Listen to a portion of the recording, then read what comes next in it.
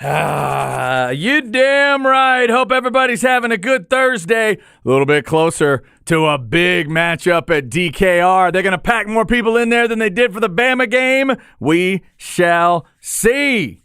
Undefeated TCU coming in, number 4 in the country. Longhorns trying to keep that momentum going and find their way back to Jerry World. It's Chad and Zay on a Thursday. We will keep you covered on all of it. I'm Chad Hastings, joined as always by Isaiah Collier, getting ready for some high school playoffs, getting ready for his Longhorns against TCU, getting ready for the Longhorn basketball team tonight against HCU. What's up, Zay?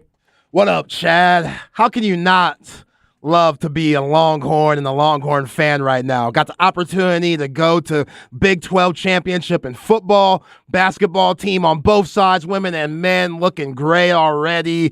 And yeah, volleyball teams doing what they always do. It's a beautiful thing. Back-to-back Directors' Cups as well? Yeah. I mean, we had talked about enough. We had CDC on with Harge and Rod yesterday. Yep. You could tell how happy he is and proud he is of this athletic staff, and yeah, it's been beautiful. And by the way, if you missed Chris Del Conte ripping Rod and Harge because their first trip to the Moody Center was for Chris Rock and not for a sporting event, you need to go check that out at hornfm.com. Yeah, you should have said what I wanted to say. How black are you guys? Like, Harge, Rod, I love you guys. The first time y'all hit the Moo, which Harge said he hit the Moo before for an Earth, Wind, and Fire concert. So hey, Harge, how black and old are you? Hey, that was special. That was special, like special invitation and everything. He couldn't say no to that. Yeah, you can't say no. You can't say no. But I get it. At least they've been there. Yeah. My first time at the Moon, Arkansas, Texas. So he should be very proud of me and our show on how we represent, the Moon and what we've seen. What's yours again? What's yours first time at the Moon? Bon Jovi. How white are you? Yeah, I was just going to say, you might want to go to the other end of the spectrum on that one. I think Chris Del Conte could appreciate that one. I think maybe he'll appreciate that. Heck, I appreciated the Chris Rock one. I was interested in maybe going to that show. I am sure it was good over at Moody Center. I've not had a chance to see comedy in there yet, but I'm sure the Chris Rock show was great. A lot of good stuff at hornfm.com. Also, this update before we go any further, during Light the Tower, Snoop Daniel has been reporting on and has been very concerned about a dead deer on 360. That deer's been there for way too long. I can report that today when I drove up, I believe the deer's gone. Deer's gone. Finally. And then the weirdest part was yesterday, Zay, when I pull in, I looked back and this car stops and puts its hazards on, and I thought, okay, maybe they're about to deal with the carcass. But this was a nice car. It wasn't like somebody pulled up in a pickup truck, old truck, dump truck, tow truck. No, they pulled up in like a really nice looking, couldn't tell from a distance, Beamer, Mercedes, something like that. Kind of a high-end, sports car. And whoever it was, I believe they were able to get it off the road. So whether it was that person or another crew or a bunch of buzzards, thank you for getting the deer off the road. Snoop is happier now. Yeah, I'm all for some venison sausage, but that deer should have been gone a long time ago. It was there for a long time.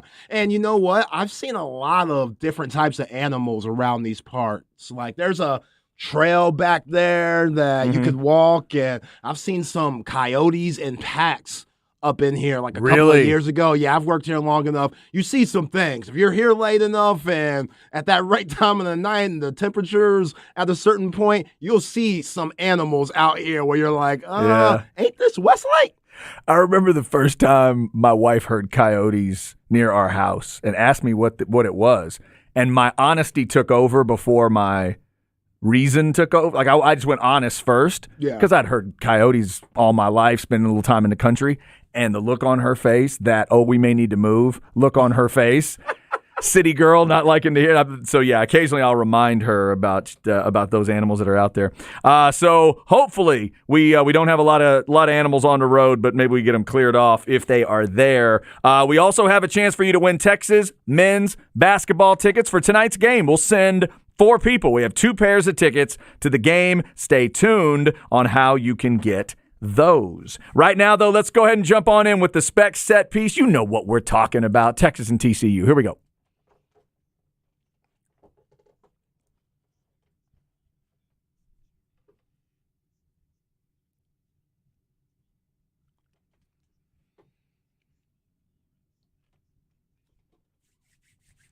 All right, we get a little bit closer to Texas and TCU. Remember, if you want the full schedule of things, go to hornfm.com.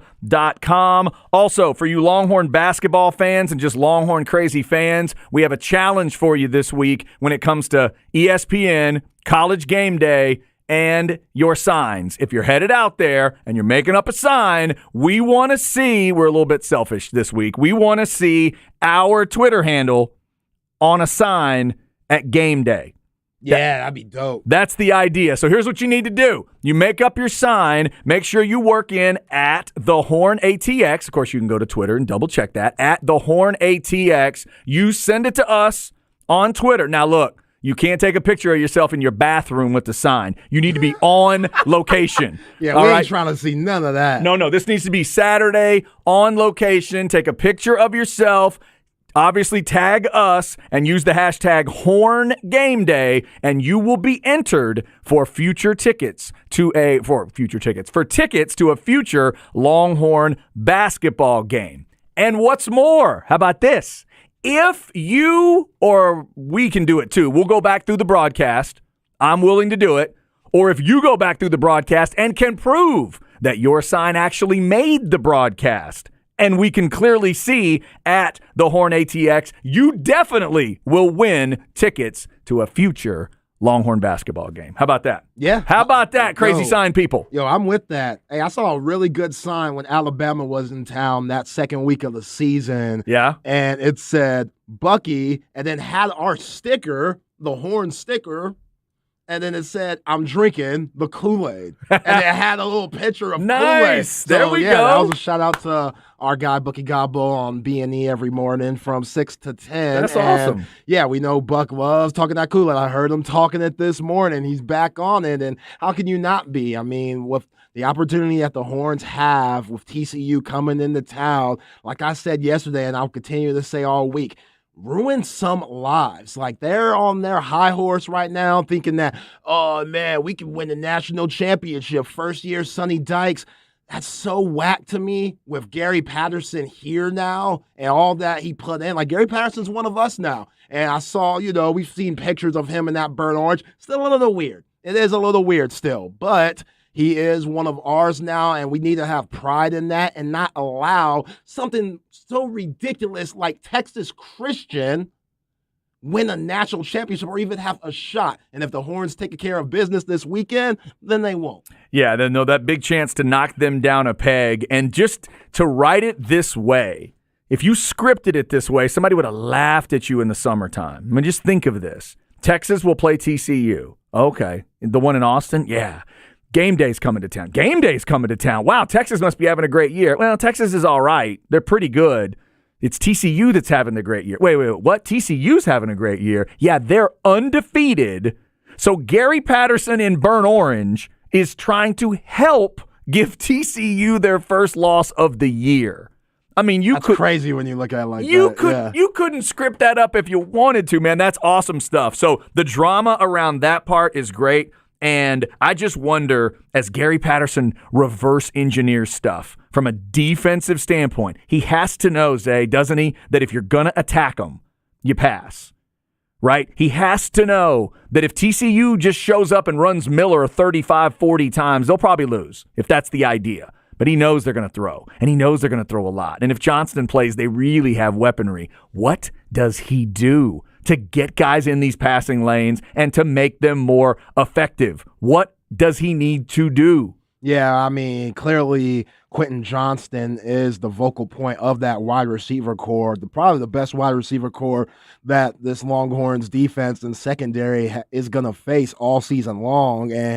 But when you got guys like Tay Barber, number 4, he could take the top off. And I think Darius I love Davis, Barber. Yeah, I dig Barber. I think Darius Davis might be the most underrated wide receiver in the nation. Like, he's so fast. And we talked about we heard Chip Brown and I talked about his punt return /kick return stats. He he has the most in TCU history. That was him last week, right? Yeah, that was him last week. That very first score. The very first score against Texas Tech. Like, he lit them up for that long one. So, Danny Trejo, you got your work cut out for you on trying to get the ball as far as possible and in there, and, in the opposing, your whatever, I can't even think right now. But still, like, Danny Trejo, he has to have a big game and not put the ball in somebody like Darius Davis' hands because he's an absolute issue. Yeah, got to punt away from that dude. Got to stay away from Davis in that regard. So those parts of the game are really interesting. If you have thoughts on it, Specs text line 337-3776. Somebody says, don't get it twisted, Zay. TCU doesn't have a shot at a natty, undefeated or not. Georgia beats TCU by 4 touchdowns at least.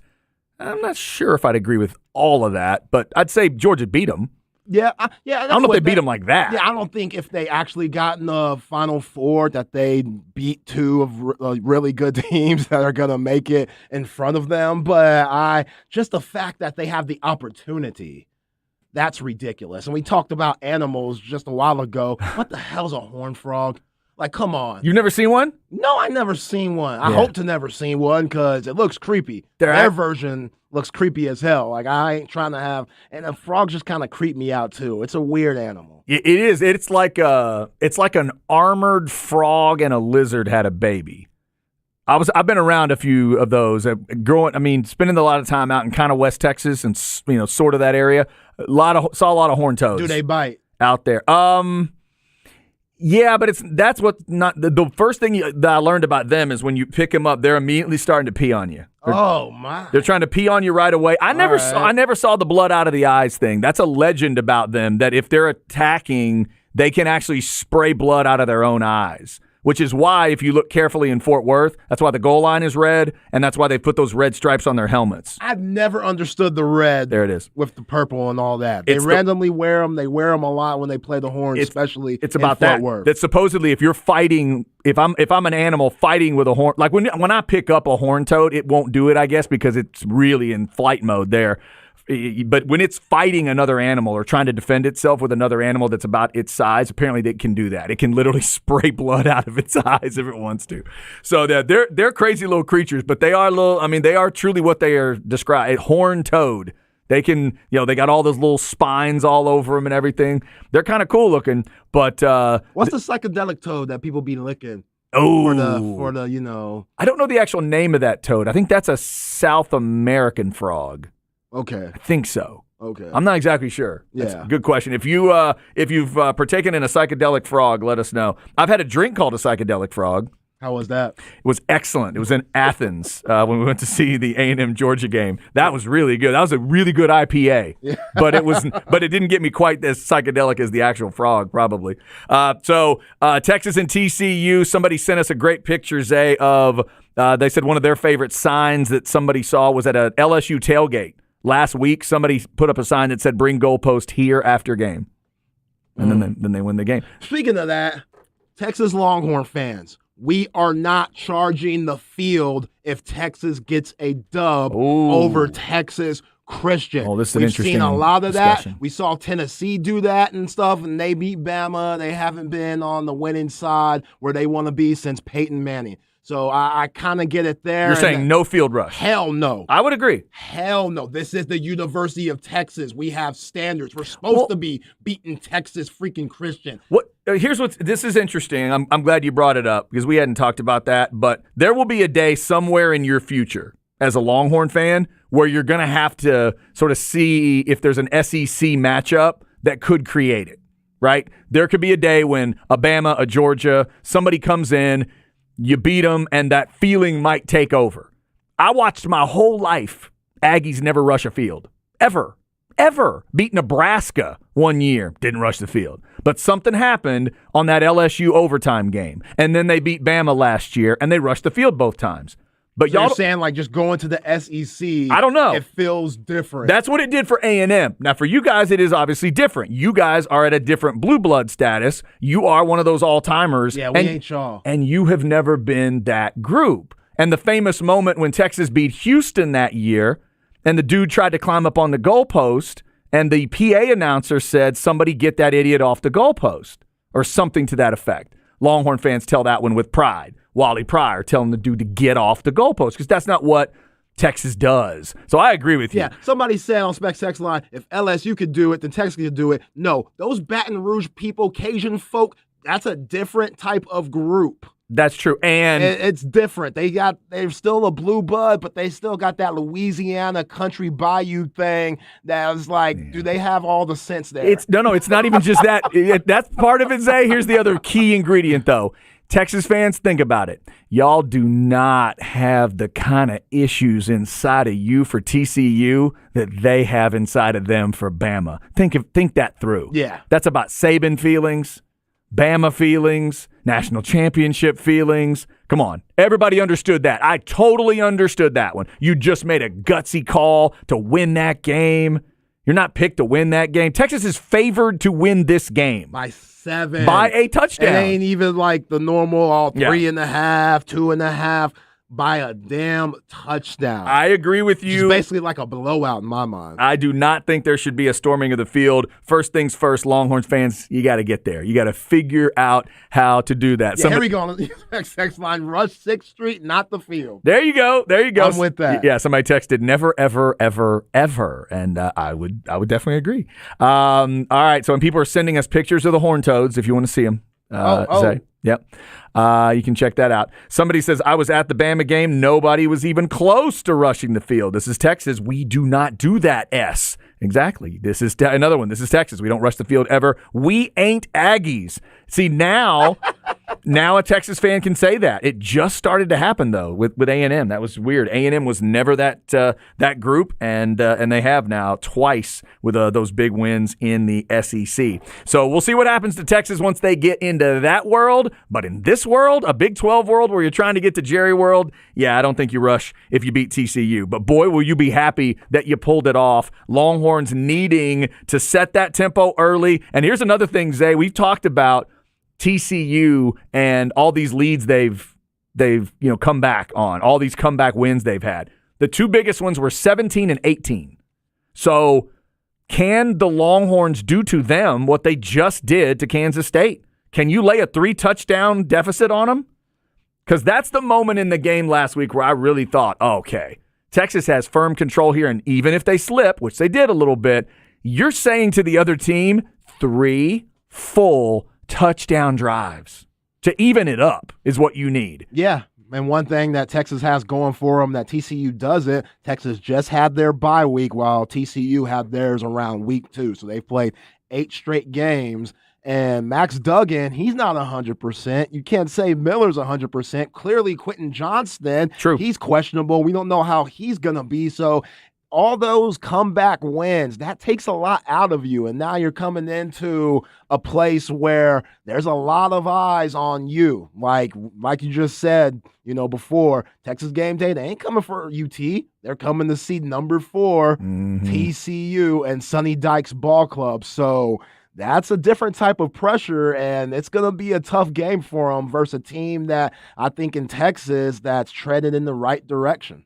Yeah, and also, to be fair, go look at the entire college football schedule for this Saturday, and you'll understand why they are here. It's pretty weak. I mean, we're going to be honest, because they could go to the Grove if they really wanted to, but that's CBS's game at 2:30.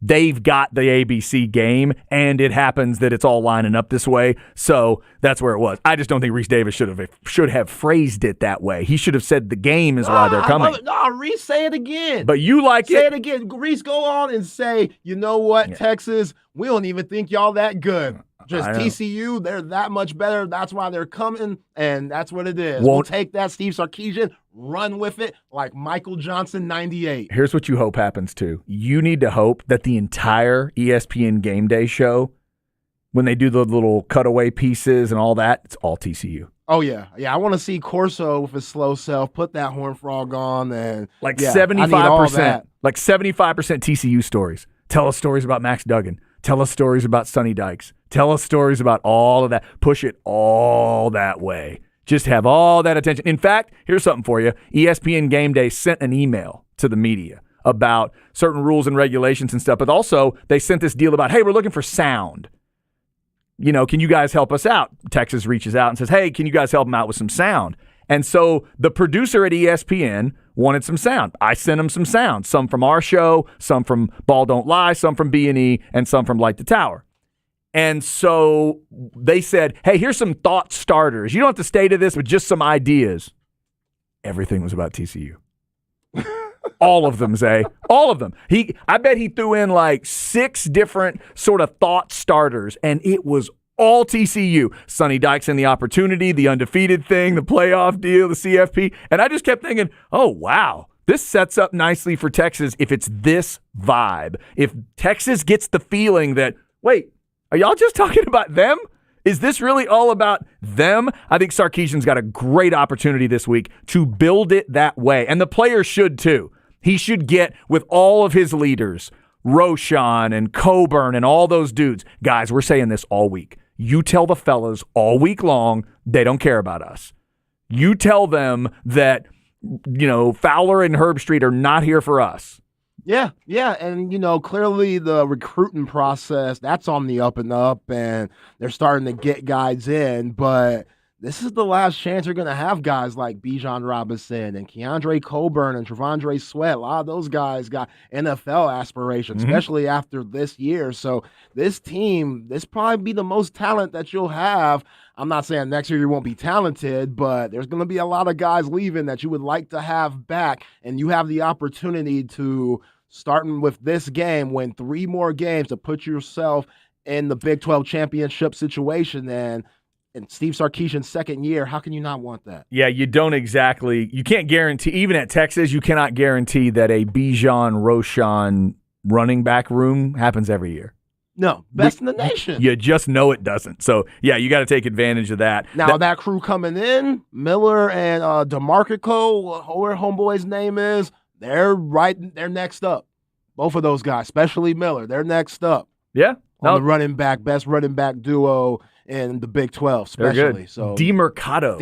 I forgot about that. Yeah. Name. Amari DeMercado. That is a great name. He's got 61 carries and 5.6 a carry so far this year. Kendre Miller, 153 totes, and we mentioned it, 6.6 a carry. He's got 12 touchdowns on the year, and DeMercado's got 4. Texas and TCU, 6:30 kick on Saturday, 2:30 for Longhorn Game Day, brought to you by Bud Light on Bevo Boulevard. Come see us right there by Gate 2 if you don't know where we are. 3:30 is when Bevo will enter right there on the southwest corner. 4 o'clock is when the team enters right there at the southwest corner. You want to be a part of all of it, and you even get the concert going. Third Eye Blind at 5 o'clock for LCL. We'll keep talking about that throughout the week. Also, Longhorn basketball underway, and the game is tonight with HCU. We've got 2 pairs of tickets for you to go see Longhorn basketball. Call right now. The number is 447-3776. Let's go callers 7 and 10. We'll each get a pair of tickets to Texas and HCU. Make that call right now. Up next, we will talk a little NFL, including where the best NFL drama can be seen right now. This is The Horn.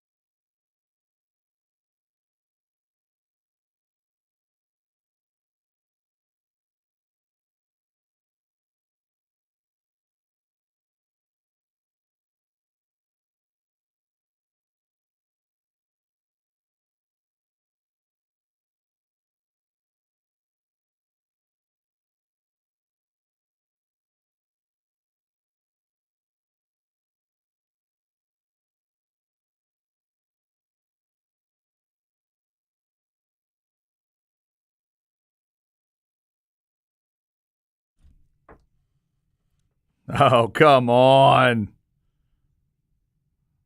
You got to love this one. Especially if you saw the video 1,000 times a day like I did back then. Zay, if I had played this song for you, could you have told me who it was? Not even close. No? No. No Summer of 69 from Bryan Adams? 69, I wouldn't even thought of. Was the name of the song. It wasn't released in 69. It was one of those nostalgic, looking back to the 60s kind of song. Summer of 69, isn't that Woodstock? Summer of 69 is Woodstock, I believe. The Summer of Love is 67, but I do believe Woodstock was 69. We could double check that, but I think you're right. Well done. Bryan Adams getting us started today. The Canadian legend himself. Saw him open for the Stones back in the day. It was a good show. One of the biggest challenges ever was opening for the Stones because nobody, like most Stones fans, just don't care that you're there. Yeah. They're just waiting. They're looking at their watches like, really? When are you done? How many more songs? Let's go. Maybe he used that as motivation to perform well, like the Horns are using it as motivation. And Reese Davis said, we're not coming. There it is. For the Horns. We're coming for TCU. Ooh, that's got to hurt. That has got to hurt. But great motivation. Hopefully Sark uses it. Hopefully. And by the way, hopefully Gary Patterson figures out a way to use that too. Like stand in front of those guys wearing burnt orange saying, hey, I know what it's like to be them. I know what they are. I know exactly what they are. And they're always fighting and clawing and scratching to try to get attention or whatever. Well, now they've gotten a little bit of it, but this still needs to be about us. Yeah, we heard what Coach McGuire said at Texas Tech when they beat the Horns in that devastating overtime loss where Bijan Robinson fumbled. He said everything comes through Texas Tech, which he was wrong there. But one thing runs through Lubbock. One thing was Lubbock, that was ridiculous. Yeah. But he also said we knew they were going to fold, and we know the model for all of these smaller schools. When you're talking about Texas, they might have 4 or 5-star guys, but they can be prima donnas and be entitled. And what the head coach, I want to say Mason, the defensive coordinator for Oklahoma State, the comment that he made after the game where they played against Oklahoma State said, oh, yeah, we got a lot of guys with F-150s out there. We don't got a lot of Ferraris and Lamborghinis and all these other things. Yeah. We're blue collar. Well, look at you now, Coach Gundy and Coach Mason. Wish y'all had a Ferrari, don't you? Yeah. And things ain't looking too good now, huh? So, yeah, that's always going to be the motto against Texas, and everybody's going to use it, and Texas has to use it to their advantage. And say, yeah, we are big time, and what? We come in here to beat your ass anyway. By the way, somebody on the Specs text line has theorized that there is one team that if Texas beat them in Austin, they would rush the field, but they never play them in Austin, OU. Oh, come on, no. I mean, it would be the only one I could think of, but not even that. I don't even think that would do it. If OU was like, no, I mean, Texas over time, they know what it's like to beat a number 1 OU team, number 3 OU team, whatever it is. I don't think it would be enough to get them on the field. No. I don't think it would. And so I think ultimately I agree with you, and I think a lot of Longhorn fans have already let us know that's their feelings on it. They do not want to see something like that. What they want to see is the win, and they want to see their guys go, sing the eyes of Texas and give the fans the love and then get off the field and get ready for their next game. Texas and TCU, 6:30 on Saturday. Let's set you up for the rest of our day. Remember, by the way, did we get winners on those basketball tickets? Yeah, we did. Shout out to Zach. Excellent. All right. Congrats to our winners there. Texas and HCU tonight. So Ball Don't Lie, cranking up at 3. And then you've got 7:30, the pregame time, 8 o'clock tip for Texas and HCU. Also, because it is Thursday, and because this is the Thursday of a home game, you have your chance to win tickets. You might be interested in that. Do you not have your tickets maybe out there? Ball Don't Lie is at Randall's today. They're at the Brody Lane location. Get out there and see them. There will be 4 pairs of tickets to Texas TCU given away, and one of the lucky listeners will receive that VIP upgrade. Details at hornfm.com, but get on out there. Thanks to our friends at Randall's, official partner of Texas Athletics. 7:30 pregame tonight for basketball, 8 o'clock tip, and then Longhorn Weekly with Coach Sark talking about the TCU game is after the basketball game tonight. So busy night for us. We'll lead into all the high school football playoffs and more basketball and football as we get into tomorrow as well. We'll keep you updated on all of it. Go to hornfm.com if you miss anything. Right now, let's talk a little NFL, and we're going to start with a great reminder that Zay has for me and all of you that enjoy a good hunk of TV drama. Specifically, if you don't root for the Arizona Cardinals. Because if you're a Cardinals fan, I'm guessing, Zay, this show is going to hit a little differently. But I'm thankful that you reminded me today that HBO, for the last couple years, has been messing around with a new idea. And that idea is in-season Hard Knocks. Let's just go ahead and follow a team around if they'll let us. I can't believe the NFL allows this, by the way. They shouldn't. They should not allow it. What do you mean they shouldn't? They should not allow this to happen. It's too much of a distraction. I would never want this out if I'm a coach. Ever. What I would say is you need to do it for all 30-some teams. Okay, now if you do that, we're talking. Now that's a whole nother level. If you want to do that and have it streamed around 32 times, then it's even. We need to do it for all the teams. Now, I don't really care about training camp. I don't care about Joe Schmo at number 80 on the roster that he has a cute story because his dad played once upon a time in the NFL. I can't stand those things. You Cut the guy. You really are petty because I love those stories. What are you talking about? I can't stand those stories. See you in Canada. Bye. I don't need to hear that. I want to see what's going on during the regular season. So I like this. Okay. I like the battle for 53, but I could watch this too. No. Especially with these. So you remind me that it's happening. You start showing me a clip that's getting out there, and then we start talking about, well, wait a second. Does this mean they have good footage, extra footage of Kyler walking off the field screaming at Kingsbury?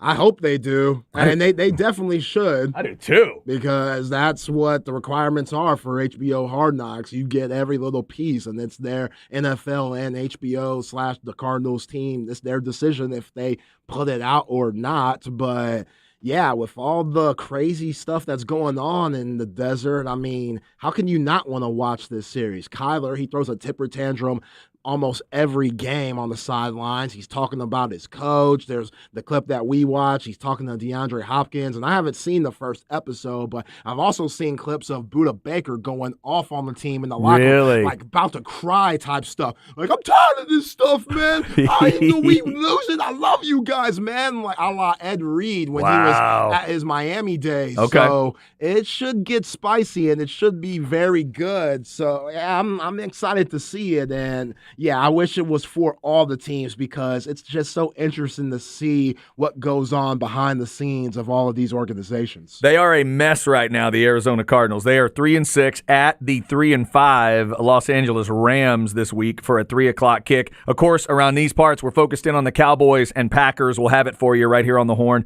3:25 kick, Dallas at Green Bay. We talked a lot about that. The other big game to talk about this week, Zay, is Minnesota-Buffalo. And more and more. Yesterday, late in the show, you said, kind of leaning maybe towards, are we going to end up picking Minnesota here because of the Josh Allen story? Yesterday, Case Keenum took all the first-team reps.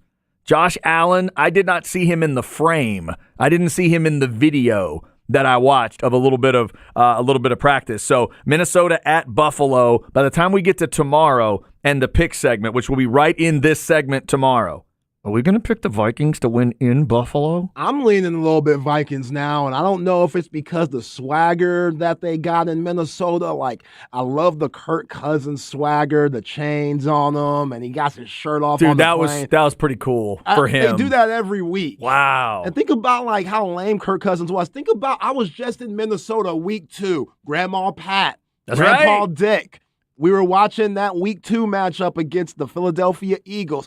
And they were bashing Kirk Cousins because all they've seen up to that point was an inconsistent Kirk. Yeah, they didn't like that. They didn't like that. They didn't know not like that. With Zimmer gone, they didn't know how it would be with this new coach coming in. And now they're back in Florida now because it's about to get real wintertime, November. But now Hey, they love old Kirk. They're calling him Kirko because he's got swagger now. And there's just something special about that team. They don't have to worry about the Packers as much as they usually do in recent years because Packers clearly aren't up to par on how they usually do in that NFC North. So, yeah, that's Josh Allen injury, the UCF, talking about Tommy John maybe, and then talking about he had this injury back when he was a rookie and he missed 4 games. Now he's a little bit older. I don't know, man. I do like the Vikings as of now, but things could change. Yeah, we'll see what happens at practice today. Obviously, a Thursday practice report is always big in the NFL. That is the only winning matchup this week in the NFL, Minnesota and Buffalo. The rest of the schedule has some really nice handle your business games, and they would include Tennessee, 5-3. They're hosting Denver. Got to handle your business. Kansas City hosts Jacksonville. Handle your business to go 7-2. How about the Giants at home against Houston? Could they possibly go in there and beat the Giants? I hope so. Go Texans this week. Yeah, I like Houston's running back, Pierce. I like him. Really good, yeah. He is good. We talk about Kenneth Walker up in Seattle, and we should with what he's been doing. But, yeah, Pierce down there in the age, he totes that rock. He does. Yeah, no, he's fun to watch. Out of Florida. Yeah. Florida guy. Miami, 6-3. Handle your business against Cleveland. That's in Miami. They got to get that win. And then, of course, you just mentioned the Eagles from earlier in the season. 8-0 Philly on Monday Night Football, hosting a 4-5 Washington team. That's some handle your business. I'm interested to see how San Francisco plays on Sunday night. Even at 4-4, I'll call them a team that's a factor. There's a team that they need to be a factor. If you fall to 4-5 here, that's big. They're hosting the Chargers at home. I think San Francisco's got to get that done. San Francisco, Zay, is 2-0 against the Rams. They have already beaten Seattle once, and they're about to play. They're 2 back in the division. They have both their games against Arizona coming, and they go to Seattle later on. Yeah, if the playoffs started right now, we would get number 2 Vikings versus number 7 San Francisco. Oh, is that right? Yeah. You think that they want to see them right now? No. 49ers with their revamped offense with Christian McCaffrey and Deebo Samuels about to come back. George Kittle's getting over that injury that he had at the beginning of the year. It just all rides on that. Handsome mofo Jimmy G. That's right. That's a dangerous 7 seed right there. That would be so dangerous if they end up as a 7 seed. A lot of good stuff in the NFL. Week 10, obviously highlighted for us by the Cowboys at the Packers. We will continue to talk about those games. By the way, a little preview of why today matters. Shout out to the head coach. Mike McCarthy has a birthday today. We'll get more into that as we roll through the show. Coming up at 1, it is Jeff Howe, horns247.com, Longhorn Blitz podcast, Light the Tower. He'll talk to us about some Longhorns. Plus, I'll warn you now, going to have to talk a little pro wrestling. Yesterday was the anniversary of the Montreal Screwjob. I got to ask him about it. He's a big pro wrestling fan like me. And maybe we'll get Zay some more info on that Montreal Screwjob, and then he'll want to go watch the documentary. 2:05, Brian Jones of CBS Sports. Brian has predicted the Longhorns to lose against Oklahoma State and K-State. He's 1-1 in those. We'll see what he thinks of this week's game coming up at 2:05. Up next, though, it is the Crap Bag UFC 281 preview. I am almost certain that the champ is going to lose. But then again, I didn't think she was going to win to start with. This is The Horn.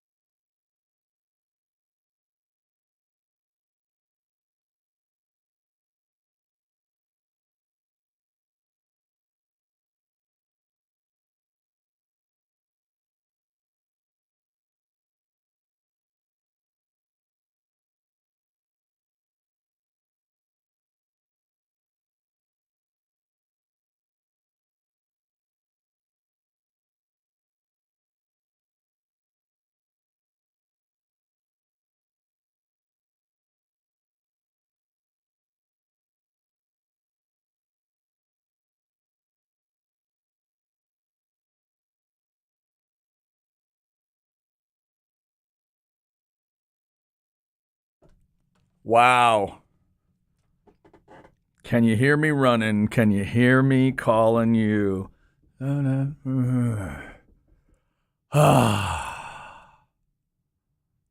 on now. I am so going to miss this one, and you're going to say it, and I'm going to scream. Because it's got kind of a Genesis vibe, but that's not who it is. No. Is it a person's name or a band's name? Both. Ooh, both. And here it comes. Can you hear me? Can you hear me running? Oh, man. Yeah, I don't have it. Who is it? Mike and the Mechanics. Oh, good Lord. See, Genesis vibe, Mike and the Mechanics is one of the, there's two of the guys in the band. Of course that's who it is. Mike and the Mechanics. Come on, Chad. What are we doing? How can people count on you to be a valid Caucasian music fan if you can't identify Mike and the Mechanics? Yeah, it always disappoints me when I go 80s and you don't get the 80s. Oh, and not just that. That's like about as safe an 80s song as you could do. That song's never going to hurt anyone. How did I not know that one? The one where they sing about the dad dying is great, too. That's an incredible song. Mike and the Mechanics, what's that called? The Living Years? That's a good song. That's a sad. Basically, Mike and the Mechanics, I think I'm right on this. I think it was 2/3 of Genesis. That was Genesis without Phil Collins, and then they threw somebody else into the band. I think that's who Mike and the Mechanics was. All right, Mike and the Mechanics and Bryan Adams, dadgummit. I am mad for getting that one, or mad for not getting that one. Isaiah Collier bringing the music as always, bringing the opinions. He's feeling pretty confident about his Longhorns beating TCU. Where are you, Longhorn fans, on that game? We'll see where Jeff Howe is. Horns247.com. He's been breaking it down all week. Can Texas properly defend the middle of the field? He's been all over it this year, talking about that's where Texas needs to go on offense, but it is where you can get them on defense. So let's see if they have a plan to stop TCU. Does Jeff think TCU will be able to pick them apart on the middle of the field? We will talk to him about that. Also, you may have just heard the promo. We are changing podcast hosting providers. If you follow on Apple Podcasts, Spotify, Stitcher, and a lot of other podcast apps, nothing should change for you. But if you do listen directly on SoundCloud, we're moving to Megaphone, and we made it easy for you. Just go to the podcast page at hornfm.com, click on the top banner, or search Horn FM in your favorite podcast app, and we will continue to expand that out for you, get you even more content, and hopefully make it even easier and better for you listening to the shows on podcasts and also the other podcasts we have. We do appreciate you doing that. All right, it is crap bag time, and there's people punching people. Here we go. Chad's crap bag. Crap bag. If you need an easy way to remember it, just think of a bag of crap. All right, brought to you by AV Consultations, 255-8678, or go to avconsultations.com. You have heard me say plenty of times that I do love a good fight. Specifically, I love a good girl fight. We talked about my favorite fight recently when we talked about the best fight you ever saw in school, and I can still see Tiffany and D'Angelo going after it. Unfortunately, Zay, Saturday night, we do not get Tiffany and D'Angelo Part 2. If we did, I'd pay money to go see that one. Instead, we get the co-main event of UFC 281, Carla Cookie Monster Esparza, not a big fan of that name, by the way, against Zhang Weili for the 115 belt. Now, Carla is one of my least favorite female fighters. Not because I don't like Carla. Her story is pretty incredible. She seems like a great person. She's got the personality, and the story's great. The fighting style bugs me. She just doesn't have a lot of punching power. I couldn't believe she got the belt the first time, and I'm really upset she got it from Rose Namajunas the second time. But you know what? The fight was the fight. She won the fight. I disagreed with Rose after the fight. She took your belt, Rose. I hope you get to take it back one day, but you weren't active enough. You let that become a boring fight, and nobody can win a boring fight like Carla Esparza. If you allow it to be boring, you will allow her to win. I do not think Carla Esparza keeps her belt. I think Zhang Weili is going to hit her and hit her again and hit her again, and it's going to get ugly. I think Weili, once again, will be the champ. The main event, I hope it's interesting. Unfortunately, my favorite nickname of a fighter, maybe ever, and he's got a great name, he's kind of become a boring fighter for a lot of people, and that is Israel, the Last Stylebender, Adesanya. He's defending his belt against Alex Pereira, who is a really good fighter. A lot of people think he could take the belt here. Israel just has not been throwing exciting fights out there, and I think people have gotten a little... I don't know, he's kind of staled for people. I love watching Israel fight. I'm going to watch it on Saturday night, but I do want to see an exciting one. I want to see him keep this belt emphatically. I would love to see him do it. I think he's one of the best technical fighters they have, but there's something that's not connecting with him right now. 2 championship fights to start. Also, if you're a UFC fan, you'll know why this fight is interesting. Dustin Poirier against Michael Chandler at 155. I think that's like number 2 against number 4 if I'm seeing the rankings right. That's a nice fight. So have you heard what this fool Israel said in a recent interview with Taylor Rooks? No. What's Israel's last name? How do you pronounce it? Adesanya. Adesanya, yeah. I can only imagine, because when he runs his mouth, it goes everywhere. Yeah, this dude, and people say everybody lies to Taylor Rooks. I don't know if it's just because she's super attractive and they're trying to show off, but this fool said that in order to make weight one time, early in his career, he was the master of his own domain. Whoa. To make weight and lost like a certain amount of grams or something, and somehow made weight. I've never heard of that as a way to make weight. That's a wild part of their world, though, man. They get ultimately, I mean, there's a big range there. It's a wider range for those heavyweights, but there's ultimately a range that you need to hit, and some of them go through a lot to try to get there.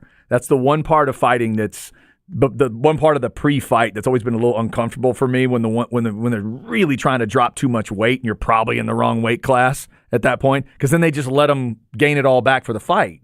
You can be pretty much anything you want on fight night. You just have to hit the weigh-in 24 hours before. It's always been a weird thing to me. It's so strange.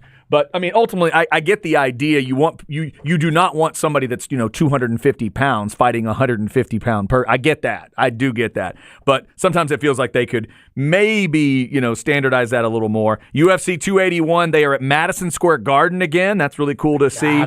Love that. Prelims actually on ESPN News because of all the football, 7 o'clock, and then main event, ESPN Plus at 9. It's going to time out perfectly because as the Texas game is ending, Texas plays at 6:30. My Aggies are at Auburn at 6:30. I got to peek in on that one. I can't put my Aggies down. I mean, they're my team. I gotta, You're loyal. I got to check in. I am loyal if nothing else. So then, but about 9:30, 10:30, as those games are ending, that is when these last 3 fights are happening because the main event starts at 9. So check out UFC 281 if you like on ESPN Plus. Also, I'll say it later, but let's say it now. Happy 59th birthday to the head coach of the Dallas Cowboys, Mike McCarthy. If you want to really win a strange bar bet, his old school, I'm not even going to ask if you know, Zay, because it's a school I didn't even know existed until I looked it up.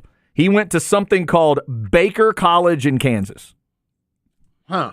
Didn't even know it was a thing. But he's another one of those coaches that I probably need to kind of apologize to on air because I've made fun of him a little bit, and he's dealt with a lot of weird stuff. The Jerry part of it, the Quinn part of it, the Dak part of it, the Dak got hurt, now you got to deal with Cooper Rush part of it. And ultimately, he stood up in front of his team and his coaches, and he said, we are going to lean on our defense. And God love Mike McCarthy. That's what they're doing, and they're a pretty damn good football team. So I think he needs to get some credit. Yeah, I think Big Mike deserves a lot of credit. I know a lot of people want to give it to Dan Quinn, but Mike McCarthy, he's done his job there. One thing I don't like him getting emotional in the presser this week. Come on, Mike. They fired your ass. Yeah, I know, You're but fired. I don't give a damn about your daughters being born there. Don't you have He was daughters talking about his kids, wasn't he? Didn't they go to Lake Travis or something? Aren't they Austin Knights? Nah, man. They fired you. They were born in Green Bay is what he's saying. No. There's too big of a rivalry for you to be tearing up about Green Bay. They fired you. The quarterback wanted you out. The quarterback that's still there who's having big-time issues himself, go over there, make it worse for them, and then fly back to the D with a smile on your face and a big tub of ice cream that you probably have after every win. How dare you? How dare you? You're probably right, but how dare you? A lot of feelings there. Yeah, Mike McCarthy's feelings this weekend, Gary Patterson's feelings this weekend. Yeah. It's very, very complex when it comes to the Cowboys and Longhorns world. I mean, Sark doesn't let his assistants talk, so we can't see if Gary would cry or not, but I bet you Gary ain't doing no crying. I hope Gary ain't doing no crying or hopefully tearing not. up or feeling some type of way like Big Mike was about the Packers. Yeah, and let's be honest, even if Sark did let his assistants talk, he should not be letting Gary Patterson talk to the media because he's an analyst. You should not let an analyst talk to anybody. Come on now. All right, coming up, your 1 o'clock hour starts with Jeff Howe of Horns247.com, the very latest on the Longhorns, what he's hearing about injuries. Isn't it interesting? TCU's receiving core at the top with injury questions, and the Longhorns defensive backs with injury questions. We'll see what Jeff is hearing about that. What's his prediction on the game? And yes, I'm going to have to ask a Montreal Screwjob question because the anniversary just came up, and Jeff and I are into pro wrestling. There you go. Full disclosure. This is The Horn.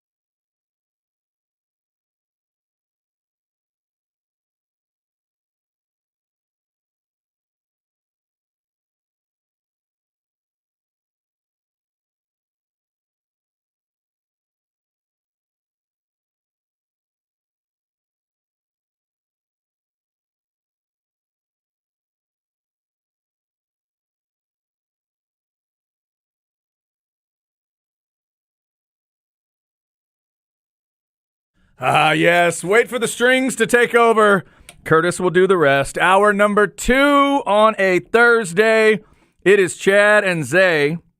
A little closer to Texas and TCU. Cowboys, Packers this weekend. A lot of stuff going on. Remember, Texas basketball tonight, 7:30 pregame, 8 o'clock tip once again from the Moody Center, Texas and HCU. It's not HBU anymore, even though Bailey Zappi would tell you that's what it is. HCU is what they go by now. That is an 8 o'clock tip tonight. Also, before we get started, let's give a big bravo to Bravo Company, as in Bravo Company Barbecue. Holy hell, that's good stuff. Apparently, they killed it a couple years ago at Hornbash and won some awards. We just had a little bit. It was not a fluke. Whew, Zay, we just had a little bit of brisket, sausage, mac and cheese, and a roll. That's what I had. What kind of grade would you give that right there? That's up 9.5. It's hard to give people a perfect 10, but they're pretty damn close. That's serious. Dude, I'm going to tell you what. If y'all dig your sides in barbecue and you like it when people take the time to make mac and cheese that might stop your world, Bravo Company has done it. Congratulations to those folks. That's well done. Yeah, well and done. I'm a big baked mac and cheese guy. If you can make the OG mac and make it top tier like Bravo did, That was very impressive. Woo, that was something else. Yeah. All right. Yeah. And since Harge and Rod will be at Randall's today, that means me and you could take their portions home because they won't be here to receive it. So I like the way we're going on that. like the way you're doing that math.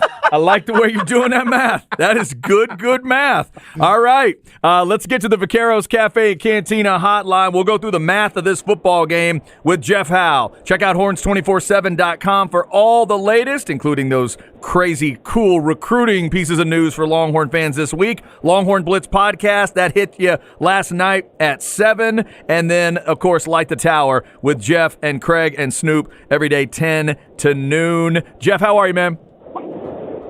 Hey, I got a bone to pick with both of y'all. How the hell are y'all going to let me leave that building without telling me there was barbecue? Man. I thought you smelt it. No, Jeff, let me tell you what. Jeff, here I'm going to protect Jeff, I'm going to use my phone to protect myself. I got the text that it was in the building at 12:39. So that's my got that text too from Derek. I swear to you, I didn't know it was there until 12:39. All right, I'll let y'all off the hook. Hey, by the way, I caught the last segment. Shout out to Mike McCarthy for holding it down for all the round-shouldered people out there. Yeah, that's right. Yeah. Oh, no. Mike is ready. They're coaching. He's coaching it up good this year. All right, Jeff. So I will leave room for a Montreal Screwjob question. But before that, let's get to some Longhorns because I know Texas fans are so excited about this game. As you've been breaking things down these last few weeks, you've warned us about what Texas has given up in the middle of the field. Is that where you're focused again for the TCU matchup? Well, I think at this point, yeah, because this defense isn't very good in zone coverage. It doesn't matter what they're doing. They do try to run some pattern match cover 4 and then do some different things, but they're just not very good. Either the linebackers' drops are inconsistent, the safeties can't come up and play it properly. The corners have had their issues. So I just think this is a team, Chad, that they're going to struggle in zone coverage. And Sark addressed it on the Zoom call today. He said, really the only answer they figured out is to just be more sound at coverage. Now, I'll say this, and this is something I've been harping on all week. Texas leads the Big 12 in yards per rushing attempt allowed. I mean, think about that. Like, this is the defense last year that had the second worst yards per carry average allowed in school history. And now they're leading the Big 12. So, and look, Kendrick Miller's good, and it's the kind of the X factor for me with TCU offensively. How much quarterback run are they going to do? Because really, since Max Duggan got banged up a few weeks ago, they've let him a bit more, but it's not been near as effective. I think before you factor in sack yards, I think it was 8 for 29 last week against Texas Tech. So, what I think the plan should be, Sark said be sound in zone coverage. I just think you've got to devote an extra body. I think you've got to try to play more dime coverage, even if you want to use a guy like Mo Blackwell and play like a big dime package type deal. If you remember, Todd Orlando had that back in 18-19 when they were using B.J. Foster at that joker position as a dime back. You could do that with Blackwell. that really, Chad, is kind of what all they can do because, TCU, the structure of their offense, and keep in mind, Sonny Dykes is a direct descendant of the Mike Leach area, but Garrett Riley's kind of helped put a different spin on it where it's kind of got that more physical run element. This is the best run game Sonny Dykes has had since he's been kind of in charge of his own offense. I don't think there's any question about that. But as good as that TCU run game is, I would just play with lighter boxes and, like I said, play a little more dime coverage and just devote an extra body to either man coverage or zone drop or whatever. Just deploy more resources there because one of the reasons why you've been so good against the run is your interior D-line is just so good. I mean, other than that one drive K-State had to open the game last week, Chad, nobody's just been able to line up and run right at Texas. So overall for Texas defense, the key for me is how much does Pete Kwiatkowski trust his defensive line to handle the TCU run game with little to no help so he can put more resources on the back end. It's an interesting point. Before I let Zay ask his first question, Jeff, I just want to check on your safety. Are you calling us from inside the whale in Finding Nemo? What was that sound we heard? I don't know. I'm on the Bluetooth in my car. So. All right.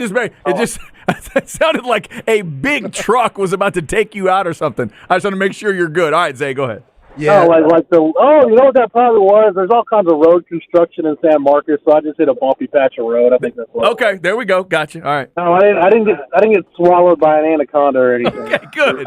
That's good. I'm just making sure. Yeah, I'll try to have you like Owen Wilson. No. That's not a good look. We know that. All right, Jeff, let's talk about this offensive line for the Texas Longhorns, which I think they were solid this past weekend. One play that really stands out was one of Bijan Robinson's runs and Kelvin Banks and Hayden Connor jumping out there and running with those guys and making blocks ahead of the chains. But these guys, they were a lot better than they were at Oklahoma State. How would you look at this offensive line going into this Saturday against TCU? Yeah, Zay, the Oak State game was disappointing just because we saw them. I mean, look, Iowa State, I know they're struggling on offense. That's still a really good defense. And that offensive line pushed Iowa State around a little bit. And considering what Iowa State's been able to do to Texas in the last few matchups, you really felt at that point like, okay, they're making some real progress. The thing that I worry about, though, with TCU, not all that different than Oklahoma State, they're going to try to bring a lot of pressure. So it's kind of, I think for the offensive line, it's a have your head on a swivel type week. I mean, TCU, when we talk about how explosive they are offense, like they're equally as bad on defense. They put it this way, they lead the Big 12 in plays from scrimmage or 20 more yards. They also lead the Big 12 in plays for scrimmage allowed of 20 or more yards. Wow. So it is a high risk, high reward type defense. They're going to try to get you behind the chains. Their DBs are going to take chances, and they've probably got the best corner tandem in the Big 12. I don't know if you'd take one, if there's one that jumps out that you would take over Josh Newton and Hodges Tomlinson. So yeah, I think it's a have your head on the swivel type week. Just be prepared to see all kinds of stuff. And as good as, like Bud Clark is at safety, I would expect to see blitzes from depth, blitzes from up close. So that's the big thing. Can they handle the exotics and the kind of pressure they're going to see from TCU? Talking with Jeff Howe. Again, check out horns247.com for all the latest Longhorn Blitz podcasts. Light the Tower, of course, as well. And he'll be dealing with that basketball game tonight at Jeff Howe 247 if you want to follow on Twitter. Jeff, as I break this game down, I've got a real close game all through the week, and I've argued both sides of this thing. When I argue all the football analytics and the X's and O's, I feel myself leaning towards TCU. But then when I add in all the human element and all the other stuff, I feel myself leaning towards Texas. Where are you on the prediction right now if you've had to get it in already?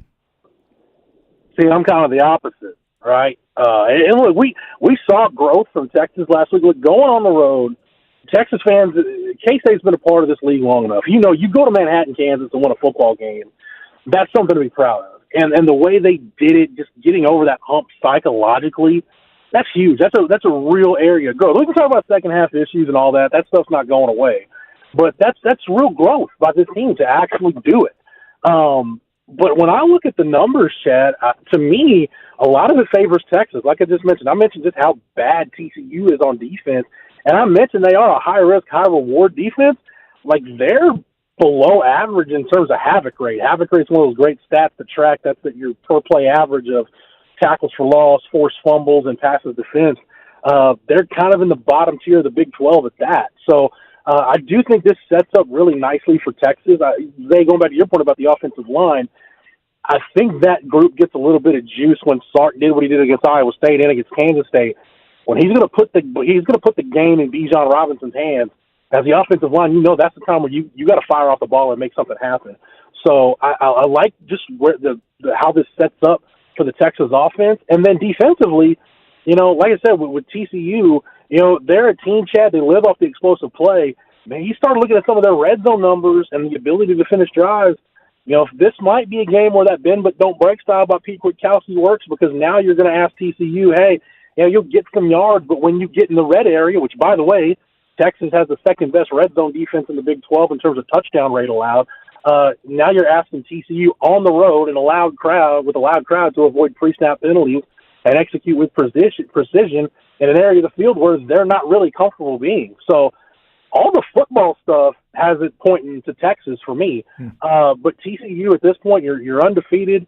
If you went out, you've got a chance to go play for a national championship. I think all that other stuff, to me, kind of leaves TCU. So you can go to Horse 24/7 and get the breakdown of my staff prediction. I did pick Texas to win the game, but like I said, Chad, I'm kind of the opposite from where you are. The human element stuff would have me leaning TCU, but all the football stuff to me has me leaning Texas. Gotcha. Jeff, with this Garrett Riley, Sonny Dykes, air raid type offense, who scares you the most on that TCU side? A healthy Quentin Johnston, Max Duggan, or Miller? I think it's Duggan. Again, the X factor in this game, and the thing that all the football stuff we talk about that you can't account for, have they just been saving some quarterback run for this game? Because, look, you start digging into the numbers, man. Max Duggan has killed Texas when he's played them. That's been before this season, that was my on-running joke about Max Duggan. Like, man, if he just played Texas 12 games a year, the dude would win a Heisman Trophy. He's been that good against Texas. So Duggan probably scares me the most. Quentin Johnston, we'll see if he plays and how much he plays at this point. We'll see. We'll get some reports tomorrow from Fort Worth. At this point, I'm not expecting him to be 100%. But even if he doesn't play, it's still going to be, in my opinion, the best group of receivers Texas will see this year. I mean, Tay Barber was catching passes from Max Nockey once upon a time. He's been there forever. Savion Williams and Darius Davis, they've got very capable receivers. And then if Johnston can play, you throw him in there. Now you're cooking with gasoline. So, but to answer the questions, and then I just talked about the Texas run defense. Just in terms of being able to run at Texas, nobody's really been able to do it. It's Duggan for me, just because of the quarterback run. All right, Jeff, we've gotten the silly stuff out of the way. Now let's get to the serious issue of the anniversary of the Montreal Screwjob. Yesterday. You're the one that reminded me that it was the 25th anniversary. Of course, our man Suplex Stu had already reminded me on social media. So yesterday we mentioned it briefly. Isaiah had never really heard about it, but he does know pro wrestling. He said yesterday on Jericho's birthday, he's a big fan of Chris Jericho. What would you tell Zay about the Montreal Screwjob that might make him go check out, a documentary or something? I'll put it to you like this, Zay. So, when I was a kid, you kind of knew something was up with pro wrestling, right? It was almost like a David Copperfield deal, right? Okay, I know what's going on here, but you didn't know the mechanics of it, right? You didn't see how the sausage was made. And then, you get into silly stuff like when, when Papa Shango was making the Ultimate Warrior throw up ooze. You're like, okay, there's something. I'm being a little hoodwinked here, but the Montreal Screwjob was the first time, and it's based on how everybody at ringside reacted, how Jim Ross and Jerry the King Lawler calling it reacted. That was the first time, and I wasn't reading spoilers and dirt sheets and all that stuff at the time. you really felt like, I don't think that was supposed to happen that way. Like, I don't think that was a bit. And then come to find out that it wasn't a bit. So, and then it is the nuts and bolts behind the scenes of the Montreal Screwjob is why, one of the reasons why I love pro wrestling, because the stuff that happens behind the curtain, more often than not, is more interesting than the stuff that happens on TV. So it's just, giving Bret Hart that big contract, telling him you can't pay him, and then everybody's got their own version of kind of who came up with the idea. Triple H says he did, and Jim Cornette says he did, and Vince Russo says he did, and just kind of piecing that whole deal together and just what a cluster it was afterwards. Like I said, it was that first time that you're really like, man, I know what this is, but I don't think that was supposed to happen.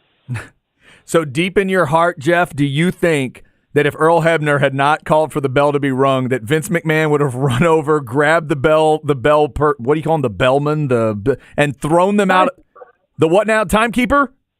Timekeeper. Right. Would he have thrown the timekeeper out of the way and started wailing on that bell and really brought it all together and made a shoot a work and a work a shoot? Would that have happened if Earl had stood strong? Yeah, Mark Yeaton, the timekeeper, would have been on his backside, and Vince would have been hacking away like Michael Myers on Halloween. Dude, that is the only way I contend you could make the Montreal Screwjob even more entertaining. Like, even more interesting is if that had happened. Yeah, it's like I said, it's one of the more fascinating stories. There's a couple of good documentaries you can go watch. Probably the two that I would recommend are Vice did their Dark Side of the Ring on it. That was pretty good, summed it up. Especially Zay, for you being a novice, that kind of covers it. But if you've got some more time, the Bret Hart documentary Wrestling with Shadows, it was supposed to be like this big year-long piece on Bret Hart, but it ends up really taking you inside the Montreal Screwjob. You're getting it from Bret Hart's point of view. I remember when that doc came out, Chad. That came out about a year and a half after the incident. Yeah. That was like, whoa, there's no way we were supposed to see any of this. Yeah, absolutely. That is Jeff Howe, horns247.com. Check out the Longhorn Blitz podcast. We hit you every week with that Wednesday at 7 during football season, and then Light the Tower, of course, weekdays 10 to noon. They'll be back at it tomorrow on a Friday, getting you ready for Texas TCU and all kinds of stuff. Jeff, we appreciate it, man. Stay safe out there. Avoid that construction in San Marcos, and we'll talk to you next week. Yeah, and hey, don't forget, starting at 10, Craig and I are at Pluckers, the research location tomorrow. Doors open at 11, and then we've got our Wing People lunch at noon. That's right. The Light the Tower lunch over at Pluckers is tomorrow. I appreciate that reminder, too. Thank you, Jeff. Thanks, Jeff. Yep. See you, boys. Good stuff there. A nice, unique opportunity for you to get out there, and our winners there get a chance to have a really cool lunch with Jeff, Craig, and Aaron Hogan at Pluckers, and it is the research location this week, my favorite Pluckers. So check that out, hornfm.com for more information. All right, coming up, we'll get you our Flex 30 segment. We got games firing up tonight, including that team that's going for 4 in a row, resuming their playoff run to try to get to another state title, plus a couple more names for you to watch. I had somebody else reach out to me and say, hey, what about this kid? You need to check this kid out. You know what? He's not even technically in the Austin area. I'll still tell you about him, and I'll tell you about one of the guys that an Austin area team will face tonight that is seriously talented, and I think he's going to end up at a pretty big program. All that coming up on the Horn.